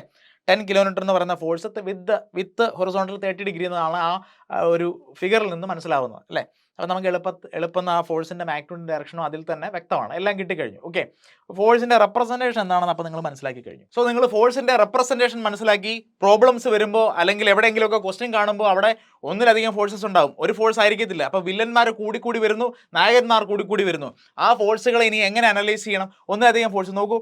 ഇപ്പോൾ 10 kN north east, 10 kN 30 degree horizontal എന്നൊക്കെ പറഞ്ഞ് പല ഇൻഫോർമേഷൻസ് നിങ്ങളുടെ ക്വസ്റ്റ്യൻ പേപ്പറിലുണ്ടാവും. ചിലപ്പോൾ ചില ഫോഴ്സുകളെ ആഡ് ചെയ്യേണ്ടി വരാം, ചിലരെ സബ്ട്രാക്ട് ചെയ്യേണ്ടി വരാം. ഓക്കെ, അപ്പോൾ ഇത്തരം ഇനി നമ്മൾ ചെയ്യാൻ പോകുന്നത് ഈ ഫോഴ്സിൻ്റെ ഓപ്പറേഷൻ അഥവാ വെക്റ്റർ ഓപ്പറേഷൻസിലേക്കാണ് നമ്മൾ പോകുന്നത്. ഓക്കെ, ഒന്നിലധികം ഫോഴ്സുകൾ വന്നു കഴിഞ്ഞാൽ അവരെ എങ്ങനെ ഒന്നാക്കുന്നു, അല്ലെങ്കിൽ ഒരു ഫോഴ്സിൽ നിന്ന് മറ്റൊരു ഫോഴ്സ് ഡിഡക്റ്റ് ചെയ്യുമ്പോൾ ആഡ് ചെയ്യുമ്പോഴൊക്കെ അവരുടെ തമ്മിലുള്ള ഒരു റിലേഷൻഷിപ്പ് ഓപ്പറേഷൻസ് എങ്ങനെ ചെയ്യാം, അതിലേക്ക് പോകണം. ഓക്കെ, അപ്പോൾ നോക്കിയേ, അപ്പോൾ ഒരു പുതിയ കഥയിലേക്കാണ് നമ്മൾ പോകുന്നത്. ഒരു ദേശത്തിൻ്റെ കഥ നമുക്ക് പറഞ്ഞു തന്നത് SK പൊറ്റക്കാടാണ്. അപ്പോൾ ഇവിടെ നമ്മൾ ഒരു മരത്തിൻ്റെ കഥ അഥവാ ഒരു കപ്പലിൻ്റെ കഥ പഠിക്കാൻ പോവുകയാണ്. നോക്കൂ, ഈ കഥ നടക്കുന്നത് അങ്ങ് അറേബ്യയിലാണ്. ഓക്കെ, അവിടെ ഒരു മരം നിൽക്കുകയാണ്. ഈ മരത്തിൽ രണ്ട് വശത്തേക്ക് കയറ് കെട്ടിയിരിക്കുകയാണ്. ഓക്കെ, അപ്പോൾ നിങ്ങൾ സങ്കല്പിക്കുക, ഇവിടെ ഒരു മരമുണ്ട്. ഓക്കെ, ഇവിടെ ഒരു മരമുണ്ട്. ഈ മരത്തിനെ നമ്മൾ ഒരു കയറ് കെട്ടിയിട്ട് അവിടെ അങ്ങോട്ടൊരാളെ പിടിക്കാൻ ഏൽപ്പിച്ചിരിക്കുകയാണ്. ഈ സൈഡിലോട്ടും കയറ് കെട്ടി ഇങ്ങോട്ട് ഒരാളെ പിടിക്കാൻ ഏൽപ്പിച്ചിരിക്കുകയാണ്. അപ്പം ഈ മരത്തിനെ രണ്ട് വശത്ത് നിന്ന് ആൾക്കാർ പിടിച്ച് വലിക്കുന്നു എന്ന് വിചാരിക്കുക. ഇനി ഞാനാണെന്ന് വിചാരിക്കുക ആ മരം. അപ്പോൾ എൻ്റെ രണ്ട് കൈയും പിടിച്ച് രണ്ട് വശത്തേക്ക് ആൾക്കാർ വലിക്കാൻ ശ്രമിക്കുകയാണ്. ഓക്കെ, അപ്പോൾ അത്തരം ഒരു സ്റ്റേജ് വരുമ്പോഴത്തേക്ക് നമുക്ക് ഒന്നിലധികം ഫോഴ്സസ് ഇൻ പ്ലേസ് അല്ലേ. അപ്പോൾ അവരുടെ നെറ്റ് ഇമ്പാക്റ്റ് എന്തായിരിക്കും, അവരുടെ റിസൾട്ടൻ്റ് എന്തായിരിക്കും, അവർ ചേരുമ്പോൾ എന്തായിരിക്കും ഉണ്ടാവുന്നതെന്നുള്ള ഒരു ഐഡിയയിലേക്ക് നമ്മളിപ്പോൾ പോകുന്നത്. അപ്പോൾ ഈ ഫോഴ്സസിനെ ഇനി നമ്മൾ എന്ത് ചെയ്യണം, ദ വെക്റ്റർ ഓപ്പറേഷൻസ് അല്ലെങ്കിൽ ഫോഴ്സിലുള്ള ഓപ്പറേഷൻസ് നമ്മൾ ചെയ്യാൻ പോവാണ്. ഈ രണ്ട് ഫോഴ്സ് നമ്മൾ ആഡ് ചെയ്യാൻ പോവാണ്. ഓക്കെ, അപ്പോൾ ഇത് അത്ര വലിയ കാര്യമാണ് സാറേ, അങ്ങോട്ടൊരു 10 ന്യൂട്ടണിൽ ഇങ്ങോട്ടൊരു 20 ന്യൂട്ടണിലും കൂടെ വലിച്ചു കഴിഞ്ഞാൽ 10, 20, 30 ന്യൂട്ടൺ അല്ലേ എന്ന് ചിന്തിക്കുന്നവരുണ്ടെങ്കിൽ ഇപ്പോഴേ നിങ്ങളുടെ തെറ്റിദ്ധാരണ അങ്ങ് മാറ്റിക്കോളൂ. 10, 20 കൂട്ടുമ്പോൾ എപ്പോഴും 30 അല്ല. No, that's not the answer. കാരണം എന്താണ്, ഇവർ ഫോഴ്സസ് ആണ്, ഇവർ വെക്റ്റേഴ്സ് ആണ്, അവരുടെ ഇടയ്ക്ക് ഒരു ആംഗിൾ ഉണ്ട്. അത്തരം ഒരു ആംഗിളിൽ ആക്ട് ചെയ്യുന്ന ഫോഴ്സസിനെ ആഡ് ചെയ്യുക എന്ന് പറയുന്നത് നമ്മൾ ഓൾജിബ്രായിക് സം വെറുതെ നമ്മൾ മാത്തമാറ്റിക്സ് ചെയ്യുന്ന അഡീഷൻ അല്ല. അവിടെ ഒരല്പം കൂടെ ശ്രദ്ധ ആവശ്യമുണ്ട്. ഓക്കെ, ഇനിയും നിങ്ങൾ ശ്രദ്ധിച്ച് കേൾക്കാം. നോക്കിയേ, അപ്പോൾ ഇത്തരത്തിലൊരു മരത്തിനെ രണ്ട് സൈഡിൽ നിന്ന് പിടിച്ച് വലിക്കുന്നു. Right now we will focus on 2 forces. അടുത്ത് നോക്കി, ഇനി കപ്പലിൻ്റെയും കഥ എന്ന് പറഞ്ഞാലോ, നോക്കിയാൽ താഴെയുള്ള വെള്ളക്കപ്പലിനെ ആ മഞ്ഞ ചെറിയ ബോട്ട് കണ്ടില്ലേ, അത് ടോ ബോട്ട്സ് എന്ന് പറയും. അപ്പോൾ ചില സമയങ്ങളിൽ കപ്പൽ നമ്മൾ റോഡിലെ വണ്ടി നിന്ന് പോകുമ്പോൾ തള്ളിക്കൊണ്ട് പോകത്തില്ലേ അല്ലേ, പലരും തള്ളിക്കൊണ്ട് പെട്രോൾ പമ്പിലോട്ടൊക്കെ പോകുന്ന കാഴ്ച നിങ്ങൾ കണ്ടുകൊണ്ടായിരിക്കും. അതുപോലെ കപ്പൽ താണ്ട് അവിടെ നിന്നുപോയി, എന്ത് ചെയ്യാൻ പറ്റും, കപ്പലിനെ അപ്പോൾ ടോ ബോട്ട്സ് വഴി വലിച്ചുകൊണ്ട് വേണം പോകാം. ടോ ബോട്ട്സ് ഒരു ബോട്ടായിരിക്കണമെന്നില്ല, ഒന്നിലധികം ബോട്ട്. അപ്പോൾ 2 ബോട്ട് നിങ്ങൾ സങ്കല്പിക്കുക. എക്സാക്ട്ലി ഈ മഞ്ഞ ബോട്ടിന് പുറകിൽ മറ്റൊരു മഞ്ഞ ബോട്ടുണ്ടെന്ന് വിചാരിക്കുക. അപ്പോൾ ഇത് രണ്ടോട് കൂടി കപ്പലിനെ അങ്ങോട്ട് പിടിച്ച് വലിക്കുകയാണ്. ഓക്കെ, പക്ഷേ ഈ വലികൾ, ഈ ഫോഴ്സസ് എല്ലാം സെയിം മാഗ്നിറ്റ്യൂഡ് ആവണമെന്നില്ല. ഓക്കെ, ഇവർ രണ്ട് ആംഗിളിലാണ്, ഇവർ വെക്ടേഴ്സ് ആണ്. സോ ഇവരെ എങ്ങനെ ആഡ് ചെയ്തെടുക്കും എന്നുള്ളതാണ് അടുത്ത ചോദ്യം. സോ സൂക്ഷിച്ച് നോക്കുക. ഓക്കെ, യെസ്, വെക്ടർ ഓപ്പറേഷൻസിനെ പറ്റി നമ്മൾ ഡിസ്കസ് ചെയ്യുന്നു. So will find the resultant. എങ്ങോട്ട് പോകും, ഏത് ഡയറക്ഷൻ ആയിരിക്കും, ഇങ്ങനൊരു നമുക്ക് അത് ഞാൻ ആ മരത്തിൻ്റെ ടോപ്പ് വ്യൂ എടുത്തിരിക്കുന്നത്. മരത്തിനെ ഞാൻ മേളിൽ നോക്കുമ്പോൾ നോക്കി ആ ഒരു പച്ച കളറ് അതിൻ്റെ ഇലകളാണ് കാണുന്നത്. അപ്പോൾ രണ്ട് വശത്തേക്ക് വലിക്കാൻ പോവുകയാണ്. ഫോഴ്സസ് വന്നു കഴിഞ്ഞു. ഓക്കെ, അപ്പോൾ ആ രണ്ട് പിങ്ക് കളർ കാണുന്നത് എന്താണ്, റോപ്സ് ആണ്. റോപ്സ് പിടിച്ച് വലിക്കുകയാണ്. ഓക്കെ, പിടിച്ച് വലിക്കുമ്പോൾ ഓരോന്നും ഓരോ ഫോഴ്സസ് ആണെങ്കിൽ ഇത് വളരെ എളുപ്പത്തിൽ സോൾവ് ചെയ്യുന്നത് എങ്ങനെയായിരിക്കും, നമ്മൾ രണ്ട് വെക്ടർ തമ്മിൽ ആഡ് ചെയ്യുമ്പോൾ നോക്കി, ഒരു വെക്ടർ ഇപ്പോൾ ഇങ്ങനെ തന്നിരിക്കുകയാണ് 2i + 3j എന്ന് പറയുന്നൊരു വെക്ടർ തന്നിരിക്കുകയെന്ന് വിചാരിക്കാം. മറ്റൊരു വെക്ടർ എന്ന് പറയുന്നത് 4i + 2j ഇങ്ങനെയാണെന്ന് വിചാരിക്കട്ടെ. അപ്പോൾ ഇതിനെ തമ്മിൽ ആഡ് ചെയ്യാനായിട്ട് പ്രത്യേകിച്ച് ആരും വന്ന് സഹായിക്കേണ്ട കാര്യമില്ല. 4 × 2 6i + 3 × 2 5j. ഇതാ തീർന്നു, പരിപാടി തീർന്നു, സോൾഡ് അല്ലേ. ഇത് വളരെ എളുപ്പമുണ്ട്. ഇങ്ങനെ നിങ്ങൾക്ക് ഡയറക്ഷണലായിട്ട് തിരിച്ച് i ഡയറക്ഷനിലും j ഡയറക്ഷനിലും ഒക്കെ കൃത്യമായിട്ട് കമ്പോണൻസ് ഏതാണെന്ന് പറഞ്ഞിരുന്നുവെങ്കിൽ നേരെ ആഡ് ചെയ്താൽ മതി. വളരെ സിമ്പിളാണ്. ഫോഴ്സസ് ഇൻ 2D ആയിക്കോട്ടെ 3D ആയിക്കോട്ടെ, ഇതുപോലെ റെക്ടാങ്കുലർ കോർഡിനേറ്റ്സിൽ in terms of i and j components ഒക്കെ തന്നിട്ടുണ്ടെങ്കിൽ നേരെ സ്ട്രെയിറ്റ് അവേ ആഡ് ചെയ്താൽ മതി. ഓക്കെ, അതെല്ലാവർക്കും അറിയാം എന്നെനിക്കറിയാം. സോ ഞാൻ അത് മായ്ച്ചു കളയാം. അത് പോട്ട്, നമ്മൾ ഇത്തരത്തിൽ രണ്ട് ഫോഴ്സുകൾ നമ്മളെന്താ പറഞ്ഞാൽ, ഒരു മരത്തിനെ പിടിച്ച് 2 പേര് വലിക്കുന്നു, അല്ലെങ്കിൽ ഒരു ബോട്ടിനെ 2 ടോ ബോട്ട്സ് വന്ന് വലിക്കുന്നു. അതിൻ്റെ റിസൾട്ടിന് എന്താണ്, നെറ്റ് എഫക്റ്റ് ആയിട്ട് മരം എങ്ങോട്ട് വീഴാൻ പോകുന്നു, ഏത് ഡയറക്ഷനിൽ മരം വീഴാൻ പോകുന്നു, അല്ലെങ്കിൽ ബോട്ട് ഏത് ഡയറക്ഷനിൽ പോകാൻ പോകുന്നു, നമുക്ക് അറിയേണ്ട ആ റിസൾട്ടൻ്റ് ആണ്. ഓക്കെ, അപ്പോൾ ഈ രണ്ട് ഫോഴ്സസ് ആണ് നമ്മുടെ ഉള്ളത്. ഈ രണ്ട് ഫോഴ്സസിൻ്റെയും കൂടെ റിസൾട്ടൻ്റ് ആണ് എനിക്ക് വേണ്ടത്. ഇത് കറക്റ്റായിട്ട് ഏത് ഡയറക്ഷനിലേക്ക് വരും എന്ന് എനിക്കറിയണം. അപ്പോൾ ഒരു ചെറിയ ടെക്നിക്ക് ഞാൻ പറയാം. അപ്പോൾ ഇതിനകത്ത് ഒരു മെത്തേഡ് നമ്മുടെ ഉള്ളത് സ്ലെവീനിയസ് എന്ന് പറയുന്ന ഒരു പഴയ സയൻറ്റിസ്റ്റ് പറഞ്ഞിട്ടുണ്ട്, അല്ലെങ്കിൽ അതിനു മുമ്പേ തന്നെ പല ആൾക്കാരൊക്കെ യൂസ് ചെയ്തിട്ടുണ്ട് എന്ന് പറയപ്പെടുന്ന പാരലോഗ്രാം ലോ ആണ് ഇവിടെ ഏറ്റവും കൺവീനിയൻ്റ് ആയിട്ട് നമുക്ക് യൂസ് ചെയ്യാൻ പറ്റുന്നത്. പാരലോഗ്രാം ലോ അപ്ലൈ ചെയ്യുമ്പോൾ നമ്മൾ ഒരു കാര്യം ശ്രദ്ധിക്കണം, ഈ രണ്ട് ഫോഴ്സസും ഒരു പർട്ടിക്കുലർ പോയിന്റ് കൂടെ പാസ് ചെയ്ത് പോകണം. അഥവാ 2 ഫോഴ്സസ് മസ്റ്റ് ബി കൺകറന്റ് അല്ലേ. So 2 concurrent forces if arranged as 2 adjacent sides of A parallelogram. അപ്പോൾ സ്ലെവീനിയസ് പറയുന്നു ഇതിൻ്റെ റിസൾട്ടൻ്റ് കണ്ടുപിടിക്കാൻ വളരെ എളുപ്പമാണ്. അതെങ്ങനെയാണെന്നറിയാമോ, നോക്കിക്കോണം. ഞാൻ എന്താ ചെയ്യാൻ പോകുന്നത് നോക്കിക്കോണം. ഞാൻ എന്താ ഈ ഫോഴ്സിനെ എടുത്തു, ഞാനൊരു കോപ്പി എടുത്തു, അതിനെ എടുത്ത് മേളിൽ കൊണ്ടുപോയി. ഓക്കെ, കാണുന്നുണ്ടല്ലോ, ഓപ്പറേഷൻ കാണുന്നുണ്ടല്ലോ, ഞാൻ പാരലാക്കി.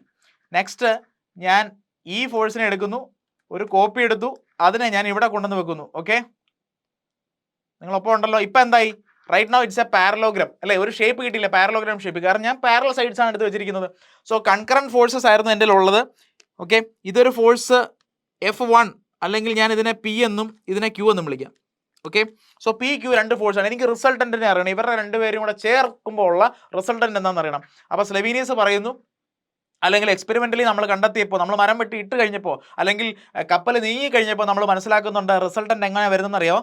റിസൾട്ടന്റ് നോക്കിക്കോണം, റിസൾട്ടന്റ് ഇതിങ്ങനെ വന്നിട്ട് ഇതിലെ നേരെ ഇതിങ്ങനെയാണ് വരുന്നത്. ഓക്കെ, ഇതാണ് റിസൾട്ടന്റ്. നിങ്ങൾ കാണുന്നുണ്ടോ റിസൾട്ടന്റ്? അപ്പോൾ ഇത് പെർഫെക്റ്റ്ലി നമ്മൾ എക്സ്പെരിമെന്റലി നോക്കുമ്പോൾ പെർഫെക്റ്റ്ലി എങ്ങനെ വരുന്നു? ഒരു പാരലോഗ്രത്തിന്റെ ഡയഗണലിന്റെ ഡയറക്ഷനിലാണ് വരുന്നത്. ഓക്കെ, അപ്പോൾ നമുക്ക് ഇതിനെ ഒന്ന് അടുക്കും ചുറ്റിയുള്ള ഒരു ഡെഫിനേഷൻ ആക്കിയാലോ, കാരണം നാളെ നിങ്ങൾക്ക് 3 മാർക്സിന് പാരലോഗ്രാം ലോ ചോദിച്ചാൽ എന്ത് ചെയ്യും? അപ്പോൾ നമുക്ക് എഴുതണ്ടേ? അപ്പോൾ എന്തൊക്കെ പോയിന്റ്സ് നിങ്ങൾ അതിനകത്ത് പറയും? സോ പാരലോഗ്രാം ലോ നമുക്ക് തനിയെ എഴുതാം. നോക്കിയേ, അപ്പോൾ നമുക്ക് ആകെപ്പാടെ അറിയാവുന്നത് പിയും ക്യൂവും മാത്രമാണ്, അത് കൺകറന്റ് ഫോഴ്സസ് ആണെന്ന് അറിയാം, ആക്ടിങ് അറ്റ് എ പോയിന്റ് എന്ന് അറിയാം. അപ്പോൾ ഞാൻ എങ്ങനെ എഴുതുന്നത് നിങ്ങൾ നോക്കിക്കോണേ.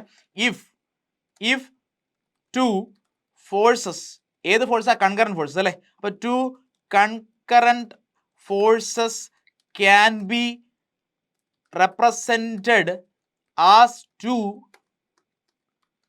sides of a parallelogram. Then മനസ്സിലാവുന്നുണ്ടോ? 2 forces represented as 2 adjacent sides, വെറും sides അല്ല, adjacent sides of a parallelogram. Then the resultant will be എന്താണ്? the diagonal. Then the resultant will be the diagonal. അപ്പോൾ വേറൊരു കാര്യം കൂടെ പറയട്ടെ. if 2 concurrent forces diverging from a point എന്ന് എഴുതിയാലോ? diverging from a point can be represented as 2 adjacent sides of a parallelogram. Then the resultant will be the diagonal. Okay, അപ്പോൾ നമുക്ക് അങ്ങനെ പറയാം. ചിലപ്പോൾ ചിലർ ഒരുപക്ഷെ കേട്ടിരിക്കുന്നത് ട്രയാങ്കുലർ ലോ ആയിരിക്കും, വെക്ടറിന്റെ ട്രയാങ്കുലർ ലോ എന്ന് പറയുന്നത് എന്താണ്? അവിടെ ഇതുപോലത്തെ പാരലോഗ്രാം എല്ലാ 4 സൈഡും അല്ല 3 സൈഡിലും നമുക്ക് ഇതേ പ്രോബ്ലത്തിനെ ചെയ്യാം. അതെങ്ങനെയാണെന്നും കൂടെ ഞാൻ പറഞ്ഞുതരാം. നോക്കിയേ, ഇതിന്റെ തന്നെ ട്രയാങ്കുലർ ലോയിലേക്ക് നമുക്ക് വരാം. ട്രയാങ്കുലർ ലോ ആണെന്ന കേസ് നോക്കിയോ, ഈ പീനെ ഞാൻ ഇവിടുന്ന് പൊക്കി എടുത്തിട്ട് ഇതിനെ എടുത്തിട്ട് ഇവിടെ വെക്കുന്നു. ഓക്കെ, അപ്പോൾ പി എന്ന് പറയുന്നത് എവിടെയാണ്? പി എന്ന് പറയുന്ന ഫോഴ്സ് ഇവിടെയാണ്. മനസ്സിലാവുന്നുണ്ടോ? ട്രയാങ്കുലർ ലോയുടെ കേസ് സ്റ്റേറ്റ്മെന്റ് ഇങ്ങനെയാണ്. ഇഫ് 2, അപ്പം നമുക്ക് അതും വേണം എഴുതിയേക്കാം. ഇവിടെ നമ്മൾ പാരലോഗ്രാം ലോ എഴുതിയതുപോലെ ഇവിടെ എന്തെഴുതണം? If 2 forces can be taken in order as the 2 sides of a triangle. If 2 forces can be taken in order as the 2 sides of a triangle, okay, then the closing side taken in the reverse order will be the resultant. ഇതാണ് triangular law. ഈ closing side എങ്ങനെ വരും? Closing side, അപ്പം ഞാൻ വീണ്ടും closing side എടുക്കുകയാണ്. എങ്ങനെ close ചെയ്യണം? നോക്കിയേ, ആദ്യം ക്യൂ ഇങ്ങനെ പോയി അല്ലേ, ക്യൂ ഇവിടുന്ന് ഇങ്ങനെ പോയി, അവിടുന്ന് പി ഇങ്ങനെ പോയി. ഓക്കെ, അപ്പോൾ ക്യൂ പി ഇനി ക്ലോസ് ചെയ്യുന്നത് എങ്ങനെയാണെന്ന് നോക്കിയോ. ഞാൻ ക്ലോസ് ചെയ്യാൻ പോകുന്നു, ഇവിടുന്ന് ഇങ്ങോട്ട് ക്ലോസ് ചെയ്തു. കാണുന്നുണ്ടോ? കണ്ടോ? ക്ലോസിംഗ് സൈഡ് ഇതല്ലേ ക്ലോസിംഗ് സൈഡ്. പക്ഷേ പറഞ്ഞെന്താ? In the reverse order. അപ്പം ഞാൻ ഇതിനെ തലതിരിക്കാൻ പോവാ. പിടിച്ചൊന്ന് തലതിരിച്ചാലോ? നമുക്ക് പിടിച്ചു തലതിരിക്കാം. Taken in the reverse order. Okay, ഇപ്പം കിട്ടിയതാണ് റിസൾട്ടന്റ്. സെയിം റിസൾട്ടൻ്റ് എന്ന് നോക്കിയാൽ നമ്മൾ പാരലോഗ്രാം ലോ ചെയ്തപ്പോഴും കിട്ടിയത്. ഈ ഇവിടെ കാണുന്ന പച്ചയും സെയിം ആണ്, അതിൻ്റെ നീളം സെയിം ആണ്, അതിൻ്റെ ഡയറക്ഷൻ സെയിം ആണ്. അപ്പം നിങ്ങൾ മനസ്സിലാക്കേണ്ടത്, if there are 2 vectors or 2 forces, എൻ്റെ റിസൾട്ടന്റ് എങ്ങനെയൊക്കെ കണ്ടുപിടിക്കാം? Either by triangular law or by parallelogram law. Okay, parallelogram law ആണെങ്കിൽ നമ്മൾ എങ്ങനെ അറേഞ്ച് ചെയ്യണം? അത് ഒരു പോയിന്റിൽ നിന്ന് ഡൈവേർജ് ചെയ്ത് പോകുന്നതായിട്ട് അറേഞ്ച് ചെയ്യണം. Okay, arranged, they are placed such that they are the adjacent sides of a parallelogram. The 2 concurrent forces can, if the 2 concurrent forces can be represented as 2 adjacent sides of a parallelogram, then the resultant will be the diagonal of the parallelogram. Okay, അതാണ് സംഭവം. diagonal of the parallelogram taken outward എന്ന് വേണേൽ ഡയറക്ഷനും കൂടി, taken outward in direction. Okay, അപ്പോൾ direction ഇവിടെ clear ആയില്ലേ? അപ്പോൾ ഇങ്ങനെ നമുക്ക് പാരലോഗ്രാം ലോ ഡിഫൈൻ ചെയ്യാം. ഓക്കെ, ഇവിടെ ട്രയാങ്കുലർ ലോയും ഡിഫൈൻ ചെയ്തിട്ടുണ്ട്. പിയും ക്യൂവും വെച്ചിട്ട് ആഡ് ചെയ്ത് കഴിഞ്ഞാൽ നിങ്ങൾക്ക് റിസൾട്ടൻ്റ് ഇങ്ങനെ കിട്ടും. അപ്പോൾ മാഗ്നിറ്റ്യൂഡും ഡയറക്ഷൻ ഇത് പെർഫെക്റ്റ്ലി നിങ്ങൾക്ക് ഒരു ഗ്രാഫ് ഷീറ്റിലോ പേപ്പറിലോ പോലും നമുക്ക് കണ്ടുപിടിക്കാം. അതായത് നിങ്ങൾ വലിക്കുന്ന മരത്തിൽ അപ്ലൈ ചെയ്യാൻ പോകുന്ന ഫോഴ്സസ് ഉണ്ടല്ലോ, അല്ലെങ്കിൽ വലിക്കാൻ പോകുന്ന കപ്പലിലേക്ക് അപ്ലൈ ചെയ്യാൻ പോകുന്ന ആ ഫോഴ്സസ് ഉണ്ടല്ലോ, ആ ഫോഴ്സസ് നിങ്ങളൊരു പേപ്പറിൽ ഇപ്പോൾ 5 കിലോ ന്യൂട്ടൻ്റെ ഫോഴ്സിനെ നിങ്ങൾ 5 സെൻറ്റിമീറ്റർ ആയിട്ടാണ് കാണിക്കുന്നതെങ്കിൽ 1 കിലോ ന്യൂട്ടനെ നിങ്ങൾ 1 സെൻറ്റിമീറ്റർ ആയിട്ട് കാണിക്കണം. 10 കിലോ ന്യൂട്ടനെ 10 സെൻറ്റിമീറ്റർ ആയിട്ട്. അപ്പോൾ എക്സാക്ട്ലി പ്രപ്പോർഷനേറ്റ് ചെയ്ത് വെള്ള പേപ്പർ വരച്ചാൽ നിങ്ങൾക്ക് പെർഫെക്റ്റ് ആയിട്ട് റിസൾട്ടൻറ്റിൻ്റെ മാഗ്നിറ്റ്യൂഡും ഡയറക്ഷനും കിട്ടുമെന്ന്. അടിപൊളിയല്ലേ? മനസ്സിലാവുന്നുണ്ടോ? അപ്പോൾ ട്രയാങ്കുലർ ലോ ആണെങ്കിൽ ഓർത്തോണം, closing side taken in the reverse order. ഞാൻ തലതിരിച്ച കണ്ടില്ലേ? അപ്പോൾ അതാണ് പെർഫെക്റ്റ് ഡെഫിനിഷൻ. അങ്ങനെ ഡിഫൈൻ ചെയ്ത് ഈ പടവും കൂടെ വരച്ചു കഴിഞ്ഞാൽ നിങ്ങൾക്ക് ഡെഫിനിഷൻ്റെ മാർക്ക് കിട്ടി. ഫർദർ ഇതിനകത്ത് ഇനി വീണ്ടും എക്സ്പ്ലനേഷൻ ആവശ്യമുണ്ട്. കാരണം ഈ റിസൾട്ടൻറ്റിൻ്റെ മാഗ്നിറ്റ്യൂഡ് എത്രയായിരിക്കും? ഫോർ ഇൻസ്റ്റൻസ് ഈ പി, ഇപ്പോൾ അതാ പിയുടെ വാല്യൂ പി ഈക്വൽ ടു 10 എന്നോ, P equal to 10 kilo newton എന്നോ, അതുപോലെ ക്യൂ ഈക്വൽ ടു ഒരു 20 കിലോ ന്യൂട്ടൺ എന്നോ, ഇങ്ങനെ എന്തെങ്കിലുമൊക്കെ ക്വസ്റ്റ്യൻ പറഞ്ഞിട്ടുണ്ടെങ്കിൽ എന്താണ് റിസൾട്ടൻറ്റിൻ്റെ മാഗ്നിറ്റ്യൂഡ് അതും കണ്ടുപിടിക്കണം. എന്താണ് റിസൾട്ടൻറ്റിൻ്റെ ഡയറക്ഷൻ, ഏത് ആംഗിളിലാണ്, അതും കണ്ടുപിടിക്കേണ്ടതായിട്ട് വരും. അപ്പോൾ അത് കണ്ടുപിടിക്കാനായിട്ട് ചെറിയൊരു ഡെറിവേഷൻ കൂടി ഞാൻ കാണിക്കാം. നോക്കിയേ, നമ്മൾ അപ്പോൾ ഈ റിസൾട്ടൻറ്റിനെ പറ്റി നിങ്ങൾ പറയുമ്പോൾ നിങ്ങൾ മനസ്സിലാക്കേണ്ടത് ഇതാണ് റിസൾട്ടൻറ്റ്. ഓക്കെ, ഈ പച്ചയാണ് റിസൾട്ടൻറ്റ്. ഓക്കെ, അപ്പോൾ നാളെ റിസൾട്ടൻറ്റിനെ പറ്റി പറയുമ്പോൾ നിങ്ങൾ മനസ്സിലാക്കേണ്ടത് ഈ പിയും ക്യൂവേ ആക്ച്വലി അവിടെ ഉള്ളൂ. പക്ഷേ പിക്കും ക്യൂവിനും കൂടെ ചേർത്തിട്ട് അവർക്ക് രണ്ടുപേർക്കും കൂടെ പകരമായിട്ടാണ് 6. അപ്പോൾ ഇങ്ങനെ വേണം ചിന്തിക്കാം. ഈ പി എന്ന് പറയുന്നത് ഒരു മലയാളി, ഒന്നാം മലയാളി, ക്യൂ എന്ന് പറയുന്നത് രണ്ടാം മലയാളി. ഈ 2 മലയാളികളെയും കൂടെ നമ്മൾ പണിക്ക് വെച്ചു. ഒരുത്തൻ താണ്ട് ഇങ്ങോട്ട് ഈ ഡയറക്ഷനിൽ താണ്ട് പുല്ല് വെട്ടിപ്പോകുന്നു, ഒരുത്തൻ ഈ ഡയറക്ഷനിൽ പുല്ല് വെട്ടിപ്പോകുന്നു എന്ന് വിചാരിക്കാം. ഓക്കെ, അവൻ്റെ പണി നമുക്ക് ഇഷ്ടപ്പെട്ടില്ല. ഇവരെ രണ്ടുപേരെ റീപ്ലേസ് ചെയ്യുക. ഇവരെ രണ്ടുപേരെ റീപ്ലേസ് ചെയ്തിട്ട് പകരം നമ്മൾ ആരെ ഇറക്കി? ഒരു ബംഗാളി ഇറക്കി. ഓക്കെ, അപ്പോൾ ബംഗാളി ഇറക്കി. ബംഗാളി വരുന്നു അല്ലേ? എവിടെ നിന്ന്? ബംഗാളിൽ നിന്ന്. അവൻ വന്നിട്ട് തകർത്ത് ഒറ്റ ദിവസം അവൻ ഒറ്റയ്ക്ക് നിന്ന് പണിയെടുക്കുന്നു. സെയിം എഫക്റ്റ് ഉണ്ടാകുന്നു. അതായത് റിസൾട്ടൻ്റ് എന്ന് പറഞ്ഞു കഴിഞ്ഞാൽ ആ റിസൾട്ടൻ്റ് റെപ്രസെൻറ്റ് ചെയ്യുന്ന എല്ലാ ഫോഴ്സസിൻ്റെയും സെയിം ഇമ്പാക്ട് ഉണ്ടാക്കുന്ന ആളാണ് resultant. Okay, so if P and Q are the forces, member forces, and if R is a resultant, it goes to show that എന്താ അതിൻ്റെ മീനിങ്? പിയും ക്യൂ ഉണ്ടാക്കുന്ന സെയിം ഇമ്പാക്ട് ആരുണ്ടാക്കും? ആർ ഉണ്ടാക്കും. പിയുടെയും ക്യൂവിനും പകരം വെക്കാൻ പറ്റുന്ന ആളാണ് ആർ എന്ന് പറയുന്നത്. അപ്പം 2 മലയാളിക്ക് ഒരു ബംഗാളി. അതാണ് ഞാൻ പറയുന്നത്. 2 ഫോഴ്സസിനെ നമുക്ക് ഇതുപോലെ റീപ്ലേസ് ചെയ്ത് കഴിഞ്ഞാൽ പിന്നെ ആരേ ഉള്ളൂ? ഒന്നെങ്കിൽ ആ ബംഗാളിയേ ഉള്ളൂ. മനസ്സിലായോ? അല്ലെങ്കിൽ ഈ ബംഗാളിക്ക് പകരം നിങ്ങൾ 2 മലയാളിയെ വെക്കണം. നമ്മുടെ നാട്ടിലെ ആൾക്കാർക്ക് ജോലി കൊടുക്കാമെന്ന് വിചാരിച്ചു ഒന്നെങ്കിൽ ബംഗാളിക്ക് പകരം 2 മലയാളിയെ വെക്കണം, അല്ലെങ്കിൽ ബംഗാളിക്ക് പകരം മലയാളി വെച്ചാൽ എങ്ങനെ ഇരിക്കും? മനസ്സിലാവുന്നുണ്ടോ? അല്ലെങ്കിൽ എന്ത് ചെയ്യണം? മലയാളികളെ 2 വിട്ടിട്ട് ബംഗാളിയെ വെക്കണം.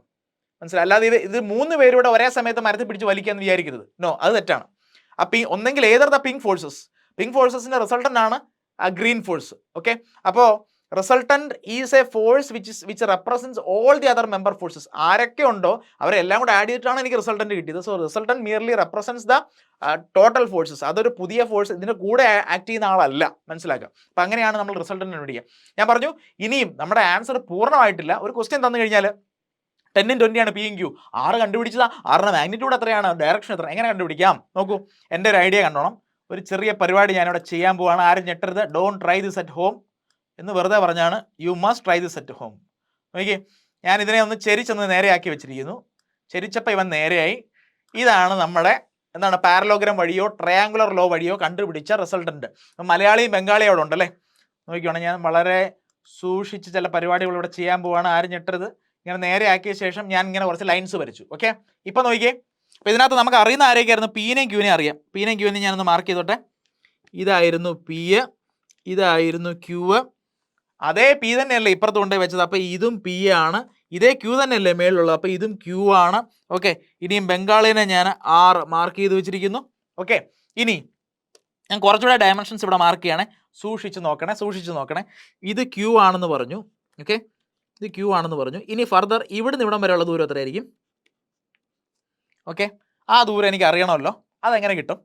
അങ്ങനെ അറിഞ്ഞു കഴിഞ്ഞാലുള്ള ഒരു പ്രയോജനം ഇങ്ങോട്ട് നോക്കി. എ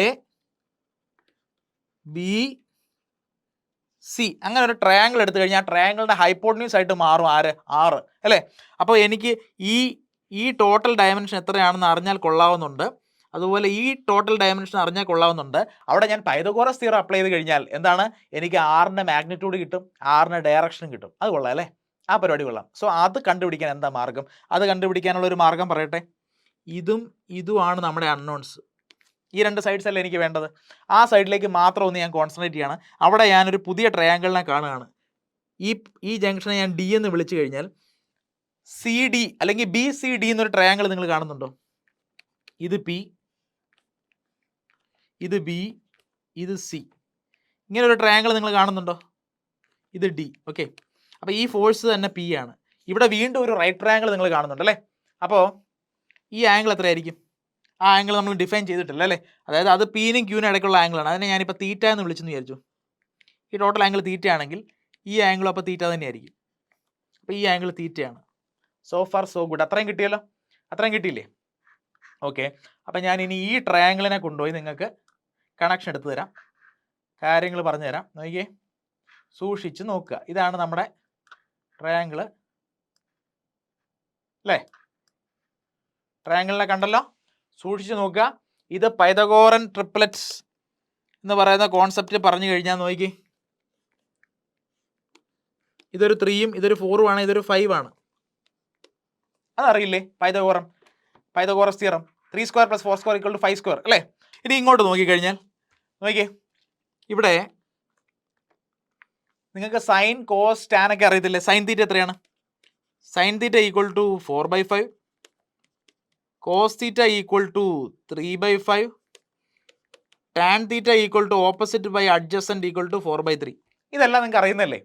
സൈൻ എന്ന് പറഞ്ഞാൽ എന്താ? Opposite by hypotenuse 4/5, cos theta എന്ന് പറഞ്ഞാൽ adjacent by hypotenuse 3/5, tan theta = 4/3. നിങ്ങൾക്ക് അറിയാം. ഇതറിയാമെങ്കിൽ ഞാൻ മറ്റൊരു കാര്യം കൂടെ പറയുകയാണ്. ഇൻ കേസ് നിങ്ങൾക്ക് ഇങ്ങനെ ഒരു ട്രയാങ്കിളിൻ്റെ ഈ സൈഡ് എപ്പോഴെങ്കിലും അറിയാമെങ്കിൽ ഈ സൈഡും എത്രയായിരിക്കും എന്നറിയാമോ? ഈ താഴത്തെ സൈഡിനെ ഞാൻ പി കോസ് തീറ്റ എന്നും ഈ സൈഡിനെ ഞാൻ പി സൈൻ തീറ്റ എന്നും ഞാൻ വിളിക്കുകയാണ്. Okay, P cos theta, P sine theta, ഇതെല്ലാം എപ്പോഴും വാലിഡാണ്. സംശയം ഉണ്ടെങ്കിൽ ഇവിടെ നോക്കിക്കോ,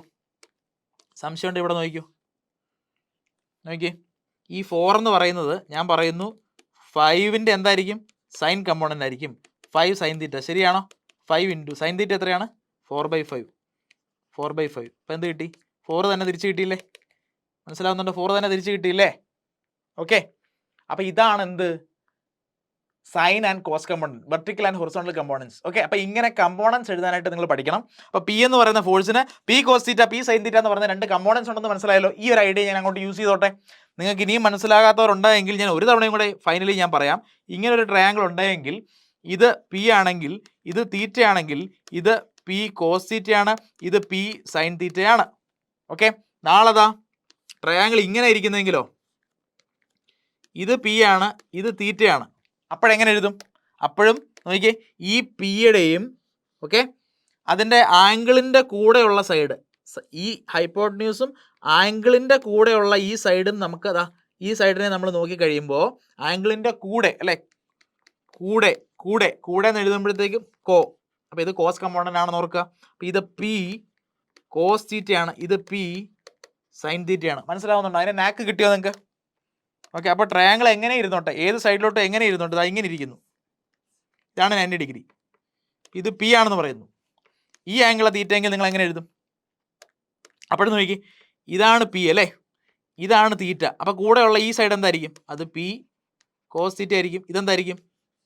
ഇത് പി സൈൻ തീറ്റ ആയിരിക്കും. കാരണം സൈൻ തീറ്റ എന്ന് പറയുന്നത് ഈ ആംഗിളിൻ്റെ നേരെ ഓപ്പോസിറ്റ് സൈഡിലായിരിക്കും സൈൻ തീറ്റ. ഓക്കെ, നേരെ ഓപ്പോസിറ്റ് സൈഡിലായിരിക്കും സൈൻ തീറ്റ. തീറ്റയ്ക്ക് നേരെ ഓപ്പോസിറ്റ് സൈഡിൽ സൈൻ തീറ്റ, തീറ്റയ്ക്ക് ഓപ്പോസിറ്റ് സൈഡിൽ സൈൻ തീറ്റ, കൂടെയുള്ളത് കോസ് തീറ്റ. അപ്പോൾ അങ്ങനെ കമ്പോണൻസ് എഴുതാൻ നിങ്ങൾ പഠിച്ചു, കമ്പോണൻസ് എഴുതാൻ പഠിച്ചില്ലേ? സോ അങ്ങനെയെങ്കിൽ തിരിച്ചിങ്ങോട്ട് വരിക, ഡെറിവേഷൻ്റെ പേജിലേക്ക് വരിക. അപ്പോൾ ഇതെന്തായിരിക്കും? ഇത് പി ആണ്, ഇത് തീറ്റ ആണെങ്കിൽ this is P sine theta, opposite സൈഡല്ലേ. ഇതെന്താണ്? പി കോസ് തീറ്റ ആണല്ലോ. ക്ലിയർ അല്ലേ? അത്രയും ക്ലിയർ അല്ലേ? അപ്പോൾ ഈ സൈഡ് ഞാൻ എഴുതി, ഈ സൈഡ് ഞാൻ എഴുതി. ഫർദർ ഇനി അടുത്ത ഞാൻ ചെയ്യാൻ പോകുന്നത് നോക്കിക്കോണം. എ ബി സി എ എന്ന് പറയുന്ന ട്രയാങ്കിൾ എടുക്കുക. A B C A triangle, അതെങ്ങനെ ഇരിക്കും? ഇതല്ലേ ട്രയാങ്കിൾ എ ബി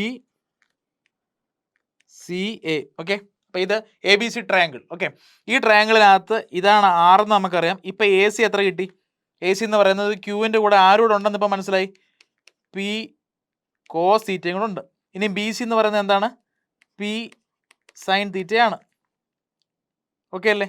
ഇനി ഈ ആംഗിളിനെ ഞാൻ ആൽഫ എന്ന് വിളിക്കുകയാണ്. ഓക്കെ, ഈ ആംഗിൾ ആൽഫ. അതായത് angle between the resultant and Q, ഇതല്ലേ ക്യൂ. അപ്പോൾ റിസൾട്ടൻറ്റും ക്യൂവിനും ഇടയ്ക്കുള്ള ആംഗിളാണ് ആൽഫ.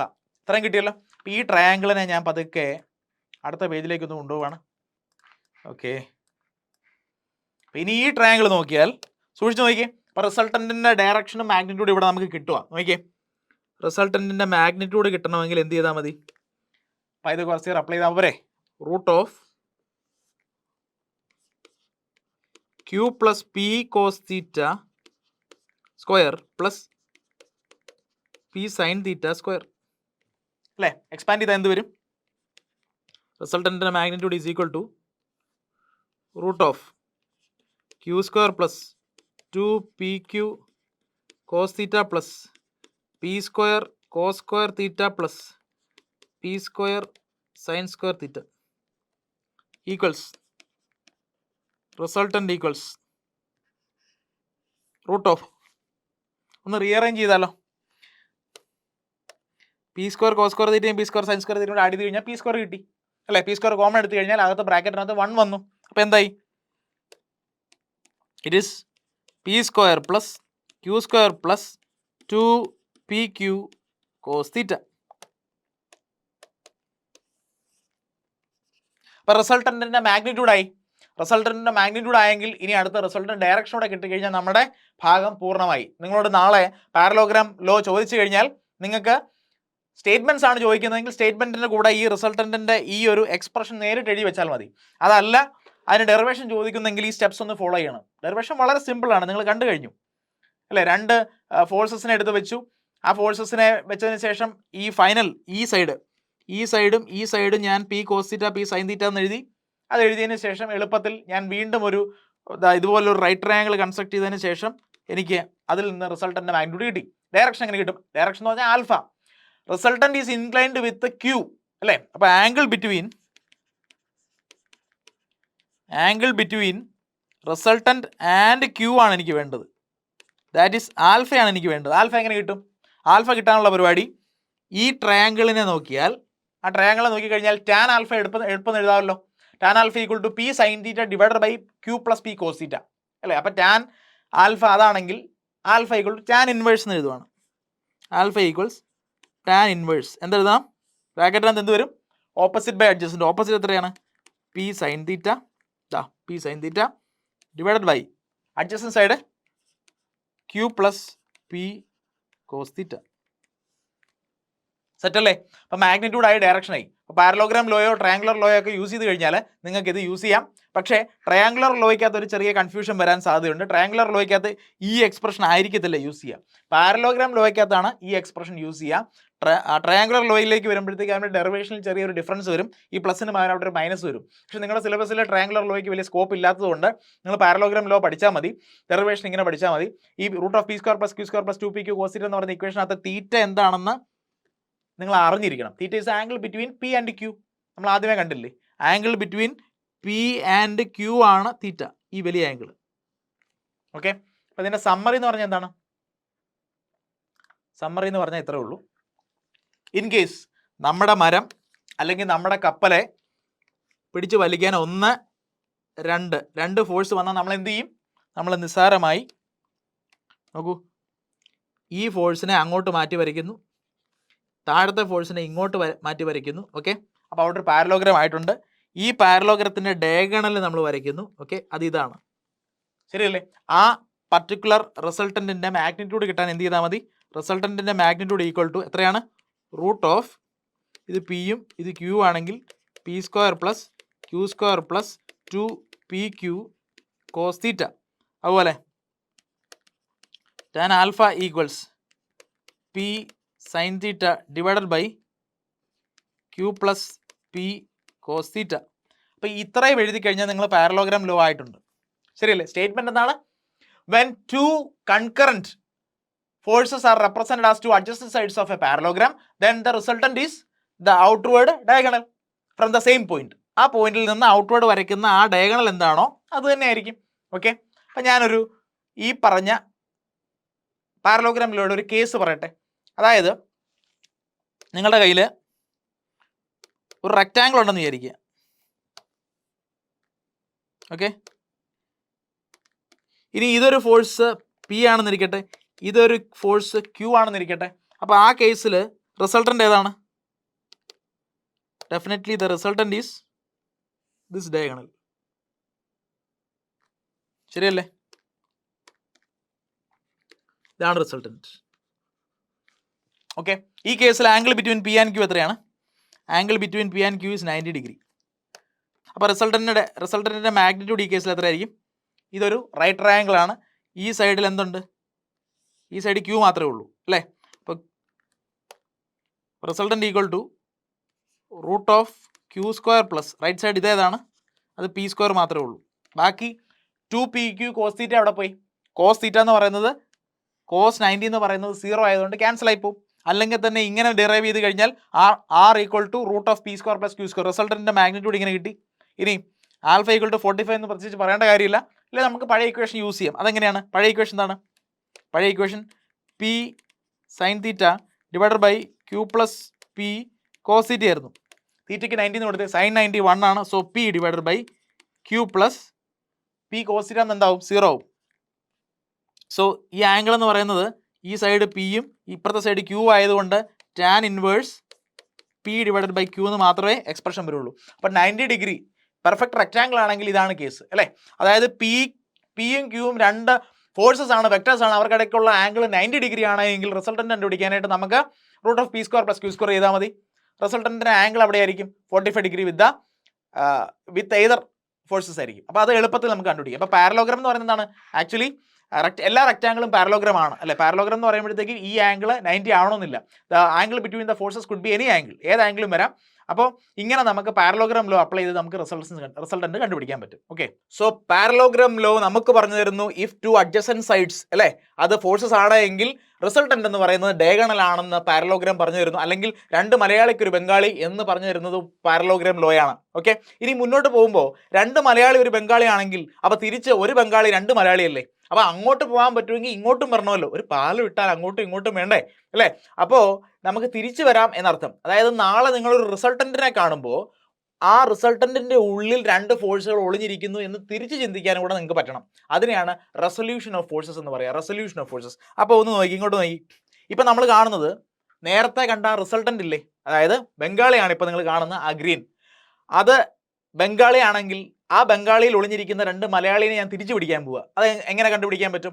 റീസെൻ്റ്ലി നിങ്ങൾ കണ്ടതേ ഉള്ളൂ, ഒരു ട്രയാങ്കിളിൻ്റെ ഹൈപ്പോട്ടന്യൂസ് നിങ്ങൾക്ക് അറിയാമെങ്കിൽ ആ കൂടെ കിടക്കുന്ന ആംഗിളിൻ്റെ കൂടെയുള്ള ആ സൈഡ് കോസ് കമ്പോണൻറ്റും നേരെ ഓപ്പോസിറ്റ് കിടക്കുന്ന സൈഡ് എന്ന് പറയുന്നത് അതേ ഹൈപ്പോട്ടന്യൂസിൻ്റെ സൈൻ കമ്പോണൻറ്റും ആണ് എന്ന് നിങ്ങൾ കണ്ടു കഴിഞ്ഞു. അപ്പോൾ ആ ഒരു പോയിന്റ് ഇവിടെ ഞാൻ അപ്ലൈ ചെയ്യുകയാണ്. നോക്കിക്കോണേ, അപ്പോൾ ഇതൊരു ഫോഴ്സ് ആണെങ്കിൽ, എഫ് എന്ന് പറയുന്ന ഫോഴ്സ് ആണെങ്കിൽ, ഈ ആംഗിൾ എന്ന് പറയുന്ന തീറ്റ ആണെങ്കിൽ, for sure this side is F cos theta and this side is F sine theta ആണല്ലോ. ഓക്കെ, അങ്ങനെയെങ്കിൽ ഈ കേസിൽ അപ്പം ഞാൻ രണ്ട് മലയാളികളെ കൊണ്ടുവരാൻ ശ്രമിച്ചു കഴിഞ്ഞാൽ അതെങ്ങനെ ഇരിക്കും? മലയാളി കമോൺ, മലയാളി ഇവിടെ വരും, മലയാളി ഇവിടെ വരൂ. ഓക്കെ, ഇവിടെ നിന്ന് ഒരു മലയാളിയെ പിക്ക് ചെയ്യാണ്. ഓക്കെ, ഒരു മലയാളി ഇങ്ങോട്ടും, ഓക്കെ, ഒരു മലയാളി അങ്ങോട്ടും. കാണുന്നുണ്ടോ? അല്പം കട്ടി കൂട്ടാം അല്ലേ? ഓക്കെ, ഇനി ഒരു മലയാളി അങ്ങോട്ടും, അടുത്ത മലയാളി അങ്ങോട്ട് പോകണം. അടുത്ത മലയാളീനെ ഞാൻ മുകളിലേക്ക് വരയ്ക്കുകയാണ്, ഇവിടെ നിന്ന് ഇങ്ങോട്ടും വരയ്ക്കുകയാണ്. സെറ്റല്ലേ? ഓക്കെ, അപ്പോൾ നേരത്തെ നമ്മൾ രണ്ട് മലയാളിക്ക് പകരം ഒരു ബംഗാളി വെച്ചു. ഇപ്പോൾ ഗ്രീൻ എന്ന് പറയുന്ന ബംഗാളി എന്ന് വെച്ചാൽ റിസൾട്ടൻ്റ് പകരം ഞാൻ തിരിച്ച് പുറകിലോട്ട് പോകുന്നു. അപ്പോൾ രണ്ട് പിങ്കിന് എനിക്ക് കിട്ടിയതുണ്ടോ?